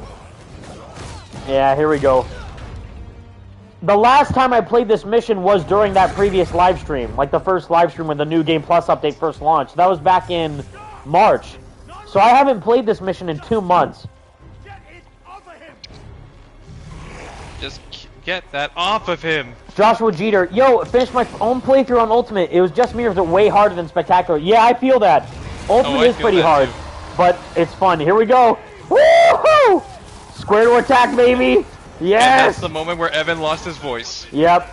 Screamed my lungs out. Oh my God, Tony, please. Right through everything. Come on, dude. Woo! Where are you? Come here. Oh my God, from the entire field away of this whole room. Woo! Jesus Christ. I would be screaming my head off if I saw Venom jumping at me from 10 feet away. Like, oh crap. Woo! Now hold on. We'll check out photo mode for a sec. Woo! I would do anything to erase my memory and play through this mission again for the first time. Please. Oh my God. Dude, this whole... I can't even... This is, like, this design mixed with Tony Todd's voice acting and everything, and the music, too, like, come on. And again, he gets classic Venom here. You get posing with him in photo. He gets his own photo mode, and a little mini Venom, too! I love this action figure Venom going up against 20 feet tall guards in his size. I love it. But no, God, like, I don't even know how tall he is. Is he like 20 feet tall or something, dude? I don't know. Like, that's not, what is it, 15 feet tall? I don't know, like, crazy. But these poses, I love the facial expressions, too, on his mouth. Oh, my God, dude. Like, come on. The roaring, the smiling, the drool on his mouth, too. This is peak. I love the one where he does, like, crazy eye positions. Where is it? That one's kind of crazy. Yeah, this one is, like, wild. I think I even took, I think I even took a screenshot of this section right here.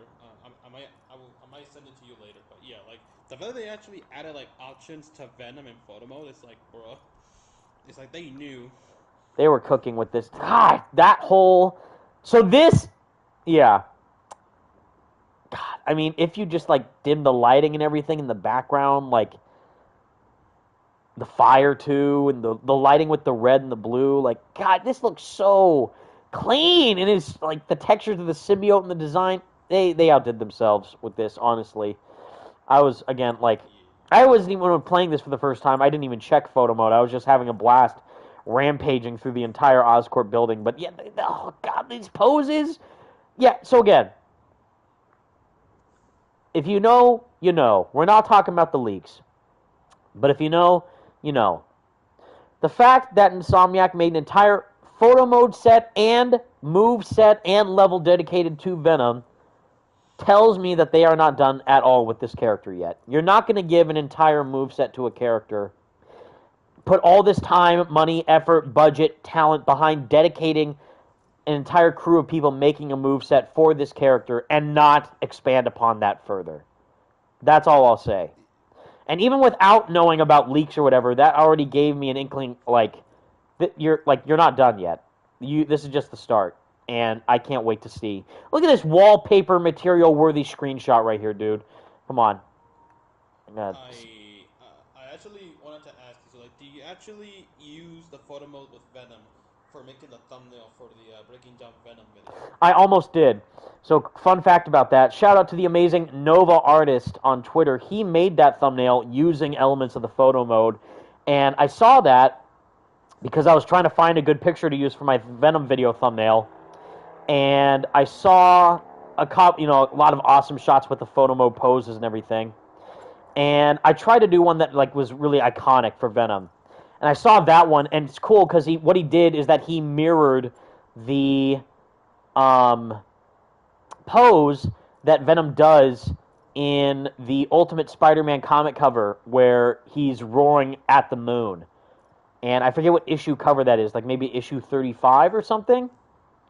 But that is not only the first appearance of Venom in the Ultimate Comics, but also, yeah, like one of the most iconic poses for Venom is like roaring at the moon, and that shot that he does is legendary. God. Yeah, these. Look at this. Look at these freaking. The details on his again. Look at these shots. Look at these poses, dude. I can't. It looks too clean. And these guys are dead. I'm sorry. I just had to. I had to appreciate Venom too much. All right. Woo! Get out of here. Woo! Yeah, Norman, sorry. We're not talking about Peter right now. Don't mention Peter near Harry. I also love that little roar that Harry does after hearing Peter's name, because he's still so mad at him. And again, all he knows is that he's dying and no one really cared about him, and that he's had to act a certain way around his dad and Peter and MJ and all this stuff just to be thrown to the wayside and not getting the time of day. So that's why all this rage makes so much sense for Harry to let loose on everyone around him. I would have paid money just to see Evan first I would have paid money just to see him just screaming until he basically had no voice. Yeah, my God, yeah. I couldn't imagine this was happening when doing it, for the first time. I was mind blown. And the ground, again, I love how they slowly introduce new things every time. Each time you keep progressing through the level, you see Venom gets a shield, Venom gets finishers, Venom gets to grab people, Venom gets a new special move. They're slowly adding and implementing new gameplay mechanics into his moveset, and it feels so good! Out of here! Get out of my way, out of our way. Woo! Anyone who says this mission is boring, I just don't understand. Now, I think actually Venom does a couple idle animations too, if we just stay still for a second. I think he roars, almost like in the Ultimate Spider-Man game, where if you play as Venom, he just roars and lets out a roar, a scream. It's so sick. Yeah, see? Look at that. No. Even adding things like that, idle animations, dude, there's no way they're done. I don't care what the ending showed with the symbiote disintegrating and all that. No. And again, yeah, look at that, dude. He just lets out a little roar. Come on, bro. That's so cool. Woo! Yeah, no, they're nowhere near done. I love how that almost is a little callback to the Avengers 1 movie where Hulk's running after Black Widow in that kind of cage mesh area. That's what it reminds me of. Oh my God, here we go. Come here. Here's the finishers. Break his back. Come on, Harry. Oh!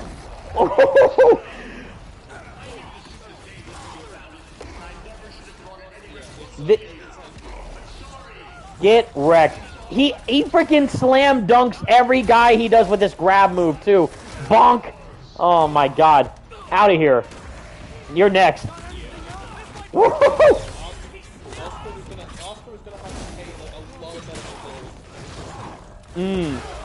Oh my God! You see how many people he just demolished? Holy smokes. Harry, chill out.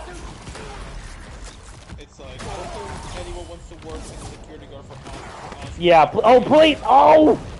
Wait, break his back, please! I love how the spider sense is red too. The Venom sense. Oh my God. Come here. Come here. You are not gonna kill me right now. There's no way.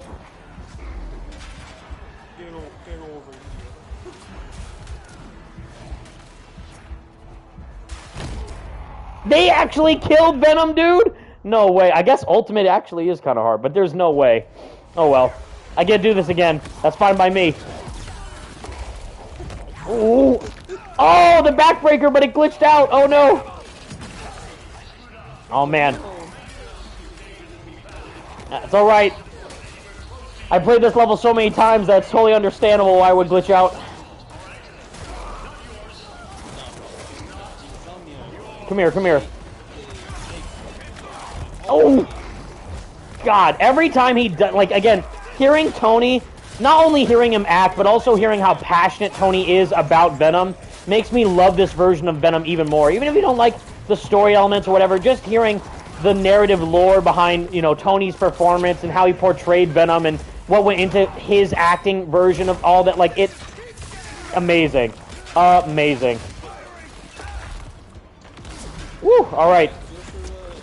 Round 2, bitch. Woo! Let's see, he's got an air takedown too. Oh! That one's nuts. Out of my way! How can you, like, photo section and not say this being God, dude, look at how much destruction he's causing right now, dude. Holy, oh no. Oh! I wish he had like a charged attack too, because you don't get like the hold square to do something. He just has the same kind of combo over and over again. But again, maybe they'll expand upon that. And also, again, the important detail, the L1 triangle and L1X special moves are not there. So that tells me that there might be more to it down the line if they want to expand upon his moveset. Woo! Come on, dude. Woo-hoo-hoo!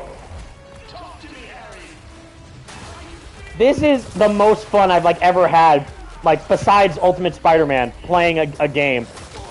Not kidding. I see you guys hiding over there. Come here. Come here. Come here. Come here. Yeah, there you go. I grabbed your friend. You're next. Ow. You're next. Come out. Yeah, there you go. Ow. Yeah, I don't think so. Not today. Come here.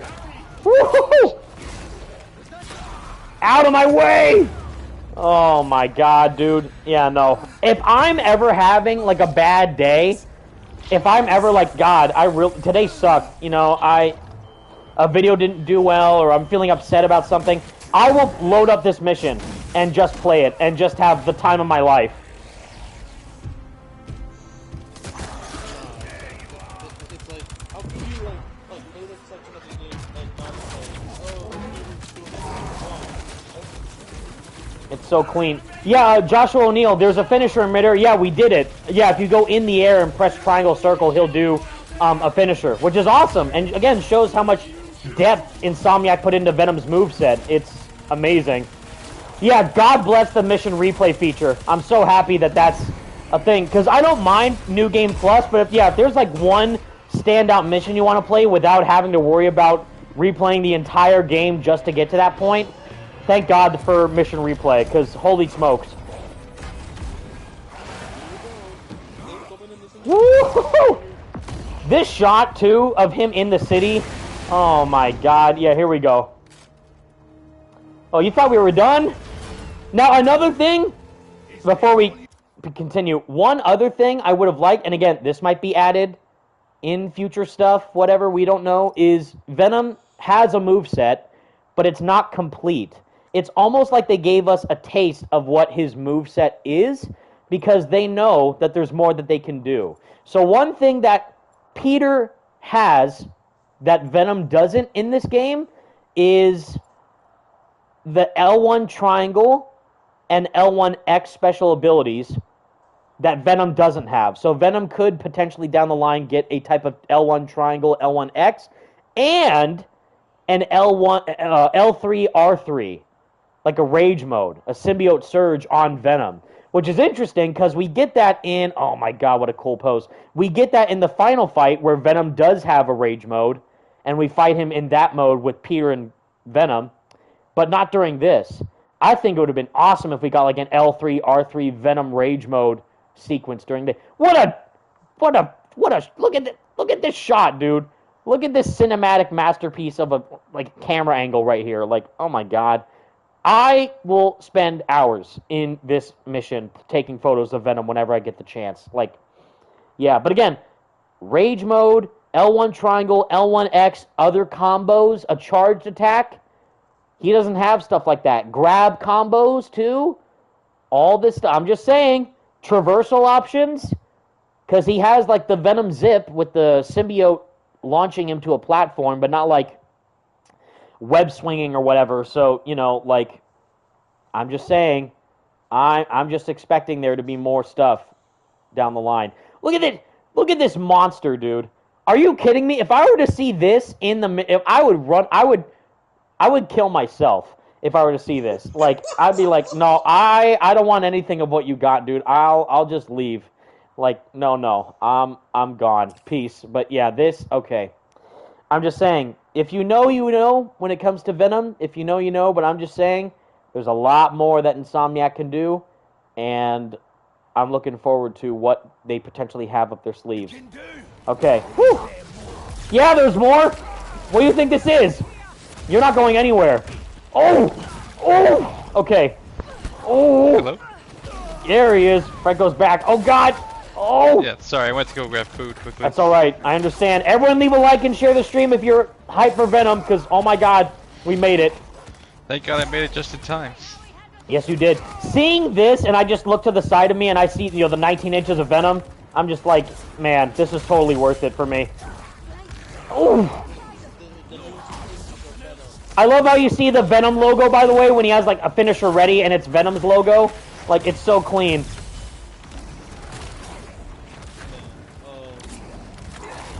Ooh! Like, do you know there's still a glitch that can get Venom in the open world? There is. Ooh. I know there's the glitch mod thing that you can do where you can free roam as Venom, but that's not an actual thing that you are meant to be able to do. So that's why I'm wondering, like, what would fully developed traversal for Venom look like?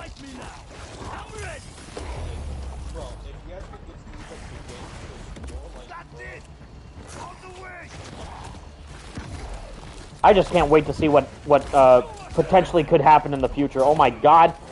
Get out of here. I don't even have to fight you. Just throw him. Throw him out of here and he's done. Oh my God. It looks so good. Yeah. Here we go, Kraven. Here we go, Kraven. And this is also the ending of basically like the how it ends. Him actually facing off the man that Ghosty, I think you gotta change your mic or something because I can't hear you too well. But yeah, man, I mean, even though it makes no sense for Venom to be able to walk through fire, if you tell me that this isn't the sickest shot you've ever seen of Venom, I don't know what you're talking about, dude. It goes so hard. Like, that's like an album cover right there. That is a wallpaper album cover photo mode worthy material shot right there. Here we go! That's a vinyl cover right there. We're gonna say it? Come here, you bitch! You! We were separated because of you. Come on, Tony! Excellent. Come on, dude! Again, the symbiote is mad at Kraven for separating Peter from that, separating it from Peter, and Harry is mad at Kraven for separating it, him from the symbiote. So they're both equally mad at Kraven, and they're both angrily venting their hatred and frustration towards him and everything they did for him. Destroyed our work, hurt our friends, EMF, MJ, Peter, because the symbiote thinks it's its friends too. The symbiote genuinely thought that Peter and MJ and Harry were all of its friends, but because of what Peter did with the symbiote, it all feeds into this negative portrayal of how the symbiote is a manifestation of Peter's arrogance and flaws and his anger and his rage and his inner hatred. It all culminates to this, and Harry feeds upon that, and it just amplifies everything that Harry is feeling right now and letting it loose on the Kraven. It's so good, dude. I don't know. Watch my Venom video. Watch my Venom video. And I'm gonna make sure that we hear the other dialogue that Kraven says with the "I see your true form." If I am to die, I will die. Roaring! Nah, it's like... I will be your first kill. Yes. Don't you dare. He was almost about to kill me. No. Alright, I'm not gonna die to Kraven. I can't believe I died from the Oscorp security guards. Mainly that's because I was distracted, but I'm not gonna die from Kraven. This, again, cuts his tongue right out, grows back in 2 seconds, dude. Come on. The music, too. So this part of the music, this is called At Last by John Paisano. What a badass title for the song, At Last, meaning what Kraven said, at last, but also, at last, Venom is finally here. He's here, and this is the music that plays, like he's finally, there's no going back. Poetry, man. It's poetry. Get out of my way, Kraven! Come on, dude. Death, then give up. Yeah, dude. to be worthy of me. I'm sorry. Come on. I'm just quoting all this. What were you guys gonna say? No, I was just gonna say like the Venom origin. It started with Kraven killing Peter. Yep. And now it ends with Harry killing Venom, Kraven. like, You're not cream me. Harry- You're going to die soon. Well, I will die. will die. Rory! Yeah, dude. Come on, dude. The best. Let's see. You're just a little man. Yeah. Woo! I get hyped up. This is obviously the best part of Venom being in this game is this mission. Okay, wait. Yes. So there's that. Okay, I'm gonna not fight Kraven because. What else? Because he says other. You have to hear what he says, and the only way to do that is by not fighting him. Man. Yes, strike me. Yes. Jim Peary, by the way, going off. I want to. To be honest, he's gonna say it. Here he goes.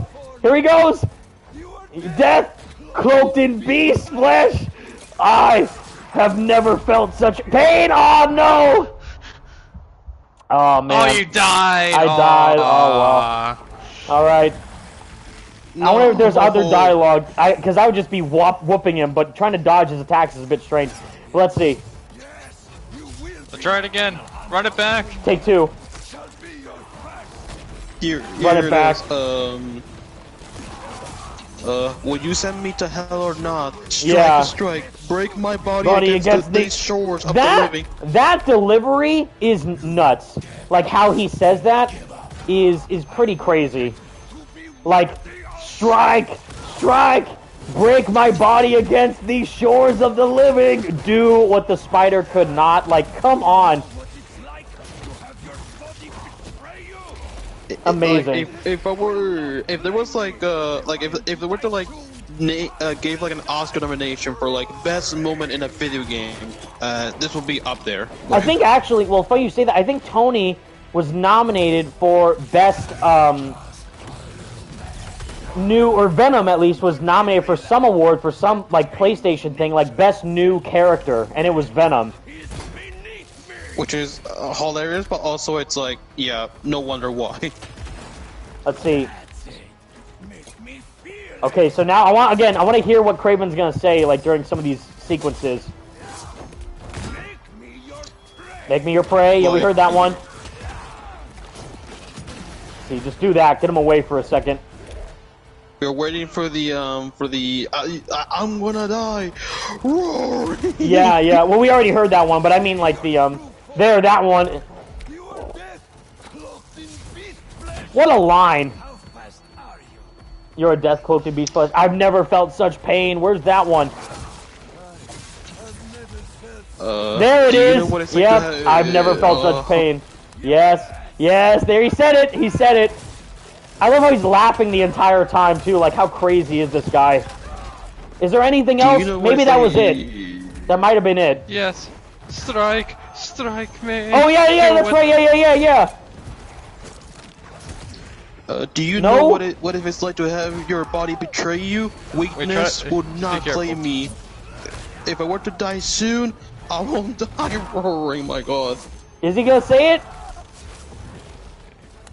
I hope he says it. I'm gonna trying to survive over here just to hear that one line of dialogue. Should I restart this checkpoint to try it again, or what do you think? Because we're one blow away from ending him. Whatever you want.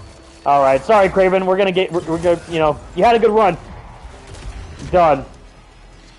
We heard the main one though. The I see your true form. You are death cloaked in beast flesh. This last this cutscene in particular, like, shocked me. I was blown away. Oh yeah, Joshua. Yeah, the health bar was too far down to the black dots for it to be tricky. Yeah, which is weird. You would think like they would play that such important dialogue earlier during the fight rather than just being it like. You have to like do what I was doing. You have to purposefully wait to let Kraven win the fight for him to say stuff like that. When in reality, it should be like some of the first things he says. Thank you. Thank you. Yeah. Oh my god. And Venom's If I am to roar, die it's like, soon, I will die roaring! And then freaking Venom roars like a monster, dude. Come on. You know, okay, here's the thing. Oh my I always god. go back. I always go back and forth between which roar for Venom is the best between this game and Ultimate Spider-Man. That's a good debate to have. Man. Like which Spider-Man game has the best roar? I get chills both times when I hear this roar, and then the roar in Ultimate Spider-Man where... The ending where he jumps off the building? Yes. No, that one's amazing. All of his roars are amazing. But the one that really does it for me is in Ultimate Spider-Man where you're fighting the final fight with Venom, and he tries to kill Trask, and it's that first roar. It sounds like a dinosaur, like a T-Rex, like some crazy, like demonic. Because it's also scary because you hear a little bit of both Venom and Eddie roaring, which is even more scary. Like that's like the big debate. Like which is better, Ultimate Spider-Man or this game for like Venom's roar, like more like beast. So now I'm wondering, because we also know that Venom is actually officially returning in the comic canon with Venom vs. Reborn. And apparently it takes place during the events of Marvel's Spider-Man 2. So would it be right after this moment? I feel like it would be. That makes sense, yeah. Yeah, that makes the most sense. I feel like it makes sense for it Harry... to be like you know, like... Yeah. Like after, like, you know, Peter goes to try to find, you know, Harry with Miles, and like he's like, Harry, hunt him that's down, Harry? and then the whole making the symbiote nests and everything. Now it's all about like, he jumps away. I think that would make more sense immediately after he gets sucked into the whole Venomverse thing. And in that story, he's fighting Null. So maybe if they want to make it canon, it could make sense of why Venom is wanting to take over the world and heal it, because not only that's Harry's dream, but also with the bigger aspirations of Null and everything, and how that is kind of manipulating the symbiote from behind the scenes. So maybe like, trying to fight Null maybe didn't work out, and then maybe Null in turn ends up controlling and manipulating Harry and the symbiote in this universe. And now we can officially say that Act 2 is over and Act 3 begins. Here we go. Woo! Michael Davis, post the moment where I see your true form as a short. Well, I already did it in the intro for my Venom video, so I think that's good enough. But I know what you mean, because some people didn't either watch that video or just they didn't play this part of the game where they see all this. But again, I would have loved to have seen this sequence where during the whole Venom rampage, you got the kind of 180 where in the Miles game, you're chasing Rhino as Miles. You're chasing the big bad villain as a hero. Instead, what if you were playing as the villain and you were chasing the hero as the big bad villain? I think that would have been cool. And you saw, like, you know, the duality of that. And you're fighting Kraven's goons as Venom and the security guards, but then also Spider-Man is trying to stop you during that whole sequence. I think would have been really, really cool. So, but again, that's just small nitpick stuff. Not really about, that ruined the experience, just like how I would have personally done things differently to make it more impactful. But it was still pretty darn impactful after seeing what we just saw with that whole fight. And also it's like it's done really well to the point where it's like you're willing to like actually like ignore the the flaws and all that just because of how good they handle Venom in this game. Yeah. Also, this next mission, like this blew me away. Bless you. Bless you. Yeah, with seeing the symbiote minions, like Web of Shadows 2.0, which again, like, guys, you can't have a Spider-Man game like this where you can have wall combat because you need villains that fight on walls, and then we get villains that fight on walls. So it's like, never mind. See, this is Spider-Man classic. This is the real Spider-Man classic. That's I so mean, sad. Also, bro. with seeing Harry, you know, his badge totally just encompassed with the symbiote. Harry? Someone, Michael Davis Chu in the chat says, Evan, can you show us the Funko Pops before you end the stream, please? I wish if I had a camera that I set up again. Sadly, because I saw someone else say like, Evan, why does your mic sound like it's from 2003? Because I'm using the most unconventional method of streaming where I don't have a big, you know, gaming rig laptop setup for streaming. I'm literally streaming directly through my PS5. So I don't even have a big, you know, webcam thing set up to have on the stream to show my face or show the Funkos, sadly. But if you do want to see them, I posted them on the community tab of my channel and on Twitter if you wanted a closer look. Also, I love that line of dialogue where he says, "Oh, I kind of wish I had that extra symbiote strength right now, even though he has like the symbiote suit already." He does have the symbiote strength, actually, Peter. So you are fine. Good thing New Game Plus exists. Yeah. The fight with Peter Parker and Kraven was awesome while he was wearing the black suit, and Venom fought Kraven and bit his head off. My jaw dropped, just Joshua. Yes. It's like punching molasses. We gotta find a better way to get these things off of people. Yeah, my jaw dropped fighting, seeing that fight take place. It's like if you were to tell me back in 2018 that the sequel was gonna have like Harry Osborn being Venom, that we're gonna face off Kraven, and that Venom was gonna kill Kraven after the first mission. Right after, yeah. Right after, it's like see, I like right there. believe you. Did you hear that Kraven's dead? Like what? No. If anything, I also would have liked it if we saw You think it was Harry? Maybe. Probably. Peter not be knocked out during that Venom mission, and instead see Harry after killing Kraven in Times Square. And then we get a back-to-back fight. What if we tried to fight Venom first, again, in Times Square? Miles and Peter would have seen that, and then just go immediately to Times Square and see Harry as Venom, and then try and fight him, but then lose. And then that's why later on, Peter needs the power of the anti-Venom symbiote to stop Venom, and then also Miles gets his, you know, final blue Venom power to serve as like a distraction to save Venom, to revive him later on. Like, I think that would have been sick. Yeah, exactly, Joshua O'Neill. Like, want like the Be Greater Together CGI launch trailer where we see Peter and Miles fighting Venom in the city in daytime. What if we got that, but instead, yeah, in daytime, or in just a random city block? It was in that exact moment after Harry kills Kraven. They both see that, and they fight him in Times Square, but they lose. Gotta recreate the sound of Kraven's bell. Oh my god, like that would have been like just a taste of what Venom is truly capable of. It's like he could like fucking destroy them if they were not prepared or something. If Peter did not have the anti-Venom suit beforehand. Right. Mm-hmm. And also, I got a question. Like, so what suit are you gonna be wearing when Peter eventually gets the anti-Venom suit? I was thinking that the exact same thing, and I was debating, like, should I do the black suit? But in reality, because we already did the anti-Venom suit, I want to do the advanced suit and the Miles' upgraded suit, like the default suits that we started the game with.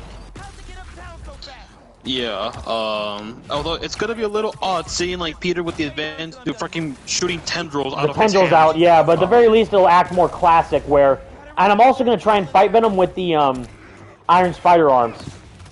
So it's like, instead of no symbiote powers at all, just see how well I might be able to do. If you can even do that. I don't even know if you can do that, but I'm gonna try and do that. No, bro, imagine like fighting like the final boss with just using the spider arms like that. It's gonna look so pathetic in comparison, probably, but like, hey, it's worth a try. Here we go, Uncle Aaron's beats almost ready. Almost done. Just need a little man. Pulse. Something like. This is such a odd workaround way to try and get more sound to make sound grenades, is doing all this. It's like, can't you just download stuff already? I don't know. There's a, you can Too just you can just oh too easy, yeah. Like yeah, like I wasn't expecting Miles to go this far to get sound to get the Venom grenade, the Sonic grenades. Yeah. Sean Franklin in the chat says, "Are you excited for Marvel's Wolverine?" Absolutely. But if you were to ask me if I'm more excited for Wolverine or Spider-Man 3, I would still say Spider-Man 3. It might be biased just because I love Spider-Man more, but again, after doing all that research for the Venom video and now having more of a respect for this game after what they tried to do and everything, and just how well crafted I think this story has been with all the games so far, but where it could go in the future, just there's so much potential. Whereas I like Wolverine a lot, but I need to really be blown away with like what they show for Wolverine. Be like, wow, I'm way more excited for this than Spider-Man 3, for example. You know, so I'm waiting for what the next big move is going to be for you know, Wolverine. Or if you were to like ask Evan, like, what's his most anticipated Marvel game that isn't Spider-Man? Like, I think he would say Iron Man. Yep. Yeah. Absolutely. Because I'm also excited That's number for, 2. Cause, yeah, Wolverine's number 2. Iron Man's number 1. Wolverine's number 1, and then Iron Man's number 2 for me. Nice. Nice. Not but like yeah, like that's like the one Marvel game that I'm like the most hyped for. Than like, I just think it's more potential because of not only have they said on record that they want to make the best Iron Man story, but also the best Tony Stark story. And that's what I love mainly about Spider-Man is the duality between the identity in and out of the suit and how that works for Peter and Miles, and now even to an extent Harry. Yeah. Nico's 77 in the chat says, the Spider Arms do little damage, and you need at least one anti-venom power for the second part of the boss fight. Yes. Oh, really? Interesting. Well, maybe I'll try. I'll run originally without any anti-venom powers and see how I fare. My God. Let's see. Imagine Malcolm Rodriguez in the chat says, imagine if Venom get defeated in this game by Miles playing the Uncle Aaron's beat from the last game.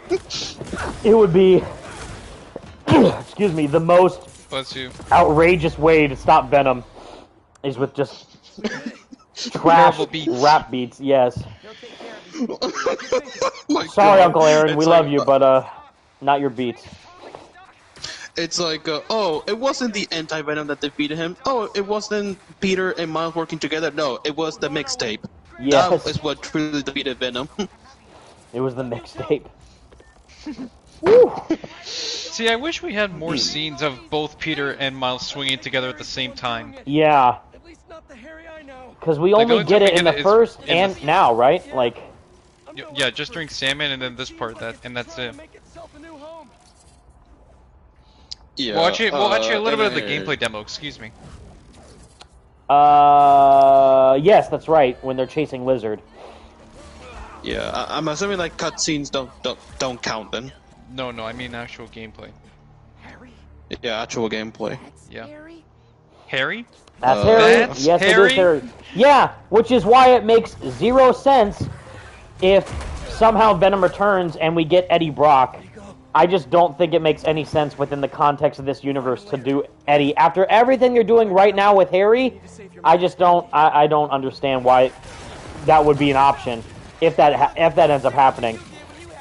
I love this too. I think when we meet eventually, if you hadn't saved me, so he was almost going to be Venom because all the rage, anger, and frustration that Peter was feeling at the time would have culminated into him becoming a monster of his own making. Which I love that possibility of, or that narrative idea, which is why I even like the idea when Peter became Carnage in the Ultimate Universe.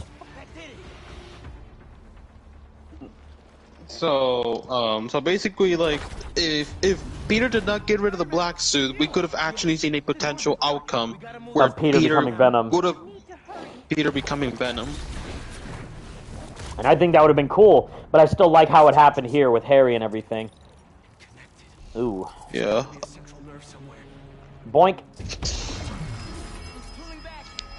Also, seeing these like everything all symbiote now, it's like, bro, like this is getting out of hand right now with Harry. It is. Look at all the basically people, Single sonic like, burst. yeah, trapped in the trains. Chain Like, some together? Yeah. let's see, how many It's people like, are trapped in man. here? Only these two. Okay, but yeah, like I just love like the creepy symbiote tendrils all over the place is crazy. And again, people are like this doesn't make sense for Venom to do. It's like we brought this up in another live stream, but it's also a video game, so you need like enemy factions just to video game it up. So making symbiote henchmen just makes sense from a gameplay perspective. Nah, yeah. Unfortunately, Nico77 also says in the chat, unfortunately you can't defeat it because Venom is in surge mode, so he only takes damage from the anti-Venom attacks. Ooh. Oh, interesting. So I get basically, that means... Because there's nothing really that can beat the symbiote when it's that strong at that up at that point. But yeah, it would have been cool to like see if you can fight him with. Well, I'll try when I'm not doing it in this live stream, but like next week or whatever, we'll fight Venom.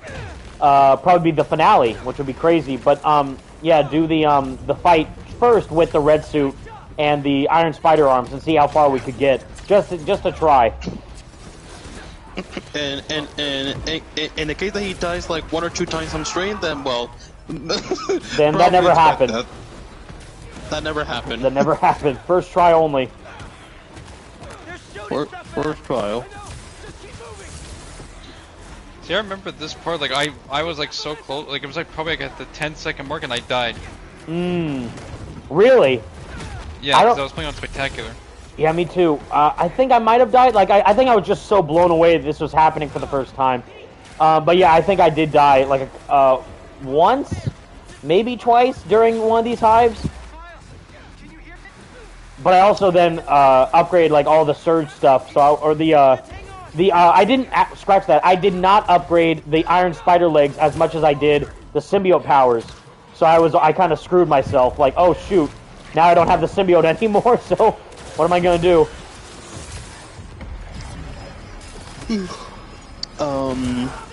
Let's see. Oh, Anonymous in the chat says, "Thank you for mentioning gameplay. Exactly, it is a video game after all, not a movie. And people get too caught up in the narrative and lose the balance." Exactly.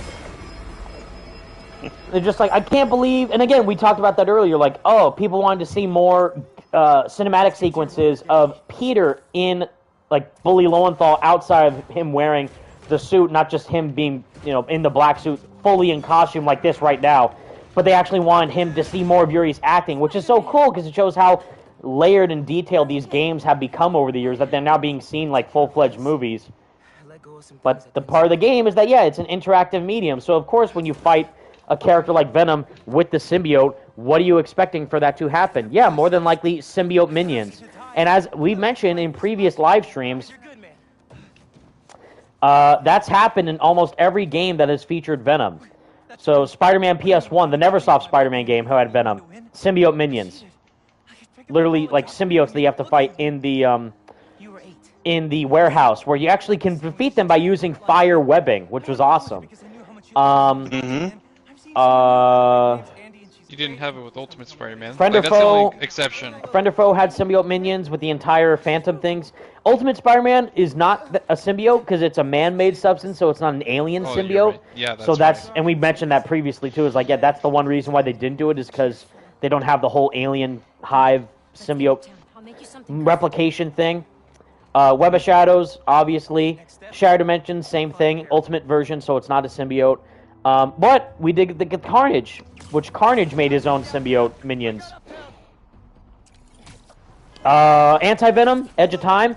We did get the futuristic failed experiment symbiote people in 2099, which is a thing. And that is another symbiote minion. And then we got this. And Amazing Spider-Man 2, also symbiote minions for Carnage. And I'm sure when we do see Carnage in this game's universe, he will also more than likely have symbiote minions as well.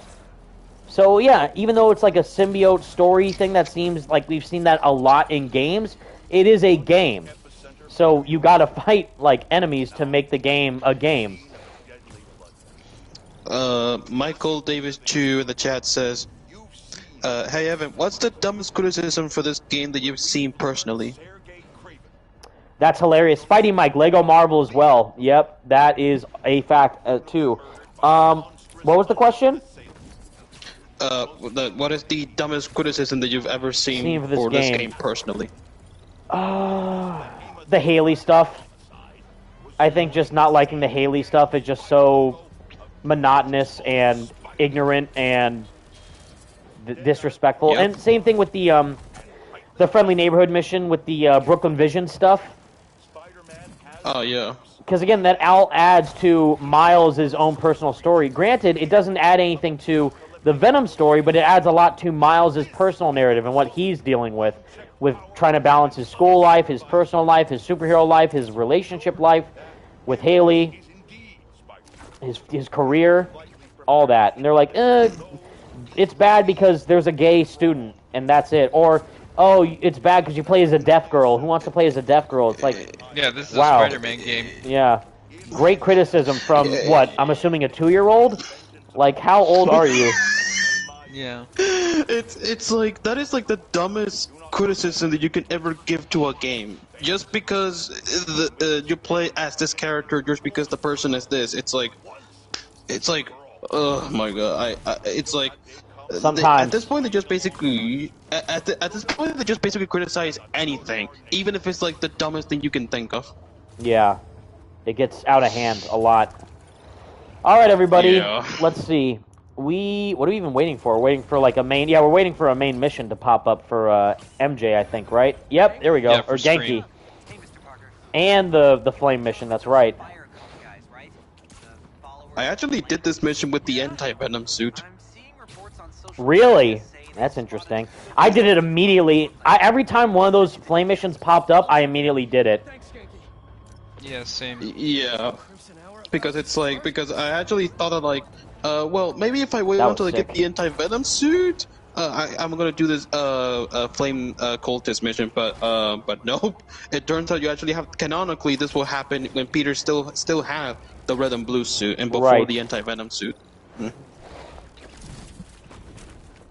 Which is why I So, think this makes even more sense, because even though in the last Flame mission we did, Cletus and the Flame Cult were planning to rob Oscorp with a symbiote, I feel like it adds even more weight to what's happening here with Cletus, because in my headcanon, we did that last Flame mission where you're fighting Wraith as Black Suit Spider-Man.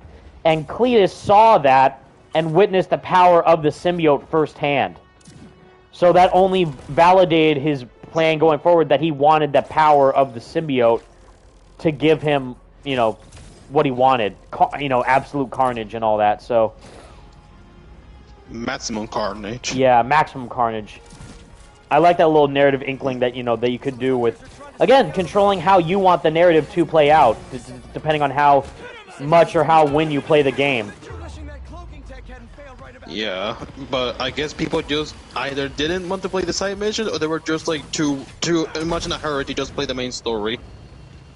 Right. Yeah, it's like I don't know. I feel like most of the criticism that people have with this Which game, is why I don't see... sorry, wait, yeah, you go, Ghosty? No, I was just gonna say, like, they probably just play this game, like, just do the main story and just be like, yeah, I'm done. That's it. That's all I'm gonna play for the game. That's It's all like, I need to do, yeah. It's like, yeah. No side missions, no collectibles, or if they do the side missions, they do them after the story is over, so it doesn't have Yeah. the same weight. But I was gonna say... What was I gonna say? It just... Oh, yeah, I don't see any of these side missions, other than, I guess, the Spider-Verse stuff, as side missions. I think they're all core to the main story. Like, all the Miles stuff with the Brooklyn Visions and the, you know, what's it called? The Music Museum. Mysterio stuff even has a lot of weight to it. And then Peter stuff with the Hunter bases and the drones. All this stuff adds a lot of weight to the inner mindset of what Peter and Miles are feeling at the time. So we're actually going to do this flame mission, and then I think we'll end the stream, because I think this would be a good part to end it off on. Yeah. Because the next mission, I think is the boss fight that you have with MJ at Scream. Yeah, which that's is the next insane. one. That will be for the next stream, for sure. Yeah, which was an insane moment, and it blew me away the first time I saw it. I'm like, wow. This doesn't look like an Oscorp prop. They actually did something different. Actually made MJ into a symbiote and the character to Scream. Like, Yeah. that took me by surprise. Let's see. What would happen if Venom with wings fought the Avengers in this universe? I mean, The civilians in those buildings. if they don't have any sound grenades on them, they're going to be screwed. But I feel like Tony might be able to cook up something really quick. To the ground. Yeah, because remember, this version of Venom is like immune to fire and electricity. Yep. And its only weakness is sound, so it's like unless that Tony Stark is able to, like, I don't know, come up with like a mixtape of his own or something, it's like they're gonna have a hard time fighting off this version of Venom. Yeah. They're gonna be like, you know what? I don't want to even go anywhere near this crazy monster thing. Yeah, it's like if Peter and Miles already had a hard time fighting off Venom, and that is not even counting the final boss fight they had. It's like I don't even want to know like what the Avengers could do to Venom. Like, oh my god. If they had that much trouble, it's like, yeah, I don't know. We gotta chill out. Yeah. Let's see.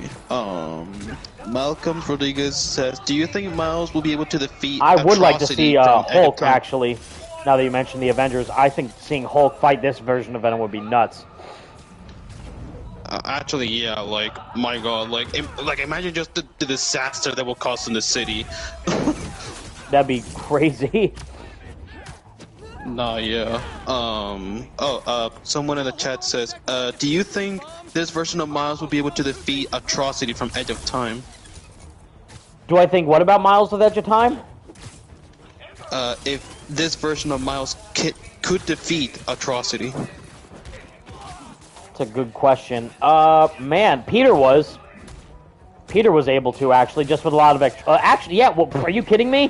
The main weakness for it was electricity, so Miles would literally destroy Atrocity in like 2 seconds. I mean, if Peter can defeat Atrocity by plot convenience, I'm pretty sure Yeah, Miles can do it too. pure Alchemax lab featured plot convenience. My god, it's like we're still like just Evan just freaking trashing on Edge of Time. I just can't That's stand that never game, gonna or at stop. least the story of that game. No, yeah. And again, the only reason, which I hate that game even more, that Atrocity exists is because Doc Ock just so happened to be working that day. Like, you don't even fight Doc Ock. He's just right there on the side working on the teleporter with no relevance to being in the story at all. And he's just like, yeah, like, oh, now we got Monster Rock again, but worse? Alright. You are not Monster Rock. You will never be Monster Rock. Sorry, Beanox. Yeah, it's like Beanox, like you made like 2 good Spider-Man games, but Edge of Time was just like not it. It is not it for me. Like you had a good run, but it's like Excuse me. Ugh. but Allergies, man? Yes. Pollen in the air. That's Michael Davis too says in the chat. What's everyone's favorite line from the Scream boss fight? Ooh. Me is like, again, all of Yuri's performance is incredible, so it's like, man, it's like, we can get through this, I always do, I mean, we always do, like, he's trying to make MJ feel important, and just show how much he loves her, which is so sad, because of her venting all of her inner frustrations, and the symbiote is, you know, elevating that to be at the forefront of that mission. You know, her being bonded with the symbiote so quickly. Like when Peter said to her, remember your book? You said you wanted to help people, and when she said nobody read it, nobody cared. Yeah, like, oh man. Oh man.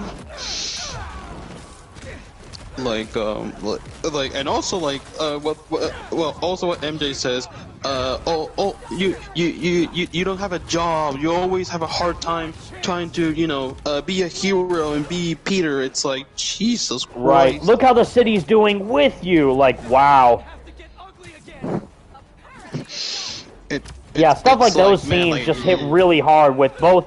Like, you could have the worst script in the world, and I'm not saying this game's script is bad, but I'm just saying in general, you could have a really bad script for any movie or game or whatever, but as long as the actors sell it, then that's all that matters. So I believed everything that Yuri and Laura were saying during those moments, and it hit really hard.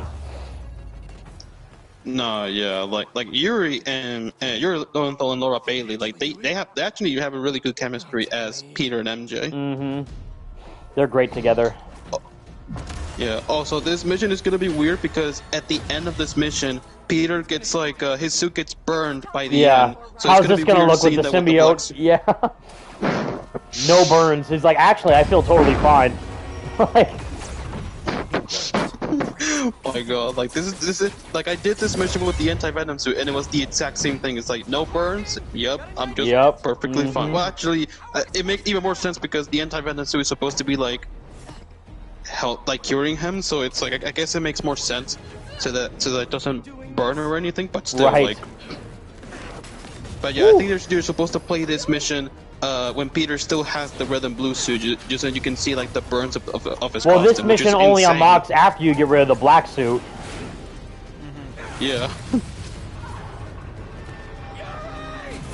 Spider-Man 2 train scene, but on crack, I guess, because we got Peter get running over by a train. Ow. And also a nice callback to the first game where it's like where he stops the train also. Yes. I love how Cletus just walks up like, oh hey. Yeah, just casually walks up. There you are. Yeah, after all that, like, okay. So again, after he last saw Spider-Man, he was with Wraith. He saw him wearing the black suit fighting Wraith. In my headcanon. So this only amplified what he's feeling now. He's wanting to get the symbiote for power. One of my embers told me about his work at Oscorp and this treatment. It's weird. So one of his followers just was a previous Oscorp employee. Who cares, right? Is that what he means? Like, okay. Yeah, like, wow. That guy must have had no financial security whatsoever to go that far into madness to side with Cletus in a flame cult. Like, okay. I love how it turns red, too. But, oh, I love it. So, again, this is like one-to-one comic-accurate Cletus Cassidy. Because Cletus is Carnage, obviously. But they're doing Harry as Venom. So it makes sense that Harry is not going to act like Eddie as Venom. So people are totally fine with Cletus being Cletus, but they're not okay with Harry being Venom. It's like, what are you talking about? This isn't the same character. If you're mad that Venom wasn't Venom, you're simply mad that Venom wasn't Eddie. Because Eddie is such a big part about who Venom is. So if you're simply mad that Venom didn't act at all how I want Venom to act, because you're not wanting Eddie. You're mad because Venom wasn't Eddie. But right now we got pitch perfect Carnage and the symbiote's red, and that's the sickest thing I've ever seen. And this dialogue, I was like, this is crazy. I also love how his shirt looks like Carnage.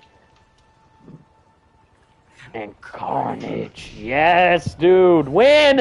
Insomniac win! We're ready for the Carnage DLC, expansion, spin-off, whatever it is. I'm here for it. We're here for it. We're waiting for it. We need it.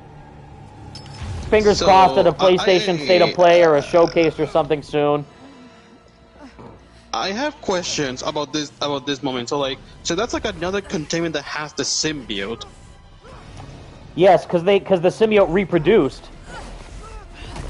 So I got a question. If it or they got more from the meteorite, which is the other possibility too.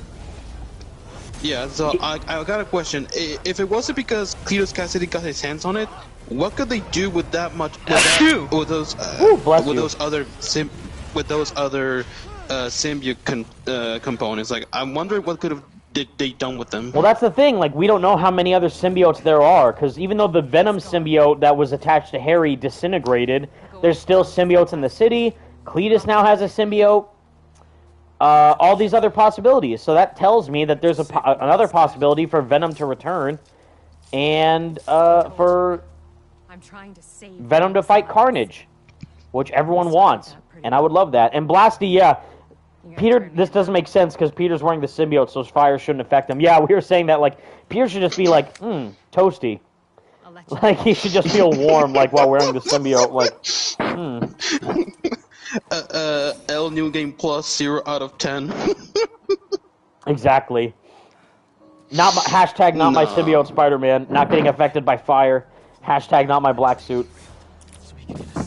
Nah, yeah, but like, and also, the fact that this is like, the last time that we see, or potentially the last time we will see Wraith in this universe until maybe the Carnage DLC. No, I think there's way more with Wraith in store. Especially, yeah, like, we're gonna go after Carnage now and see what happens with that, and maybe she could be even featured in Spider-Man 3. Who knows? Cletus Cassidy, baby! I love how he has different aliases, but the last one is his real one. Like, that's great. So I hate, though, how she said this could take months, maybe even years. It's like, what do you mean, Insomniac? Do you mean how long is this gonna take? How long are we gonna wait for the Carnage expansion? What is it, Carnage DLC, or a spin-off, or in Spider-Man 3, or whatever? I don't know, but I don't want to wait for another 5 years. But we might have to, but we'll see about that. But anyways, guys, it's already 5 o'clock. We've been streaming for 4 hours. We are good. Yeah, we've made a lot of progress, and now we're finally here. Act 3, Venom has arrived. 80% complete in the story, so we got 20% left, and I'm sure that the next live stream might be the last, which is sad for me to say, but for this game at least. But we might have more in store in the future for possible game streams that we could do. And it means a lot that you guys stay tuned for these, watch these, share these, subscribe to the channel for these. I have fun doing them, and it seems like you guys have fun doing them too. Yes, I know that my mic quality and stream quality is not the best. I do heavily apologize. I'm not a streamer. I rarely stream, but when I do, it's for special occasions like these, and I'm glad I can share these moments with you and also my boys, everyone in the chat, and of course my co-founders and co-partners and the best boys in the Spidey Squad, Ghosty and Stealth Gamer, as always, being my co-pilots on the streams. Thank you guys. And thank you to everyone who donated as well. You do not have to do that at all. That's super kind of you, and I'm hopeful that I was able to answer your inquiries or questions to the best of my ability. And hopefully for all you guys as well in chat, hopefully, if you even didn't donate, hopefully I was still able to answer or respond to some of your guys' comments. I know I'm terrible at reading chat, but my setup is not set up like other streamers are. They're more, I'm watching the screen while playing the game, while seeing the chat pop up on the side of the screen while I'm playing it in real time. So it's a whole thing, but we work with what we can, and I think it's okay for the kind of stream that we got going on. But with all that said, everybody, again, thank you. Stay tuned. Stay tuned for next week. Hopefully, fingers crossed, triple crossed, quadruple crossed for any type of PlayStation news. Could it be a secret potential Shadow Drop PlayStation showcase? I don't think so now. If anything, it could be a state of play. And if we do get a state of play, we could possibly hear more about Marvel Spider-Man 2, potential DLC, Marvel's Wolverine maybe. It's way too early for Spider-Man 3, but you never know what Insomniac could reveal if they are there, because obviously PlayStation now owns Insomniac, so they could show up to do something, but we shall see whether or not that ends up happening. But until then, stay tuned. I'll keep you updated. More videos coming soon, I promise.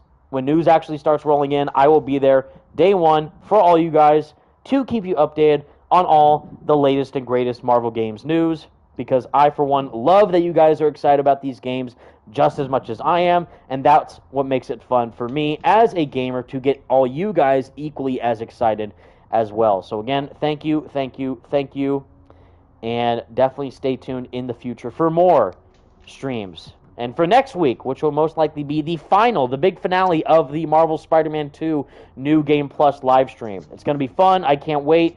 Hopefully Ghosty and Franco will also join in the future. And, yeah, it's going to be a blast. So any final words, Franco or Ghosty, for the chat?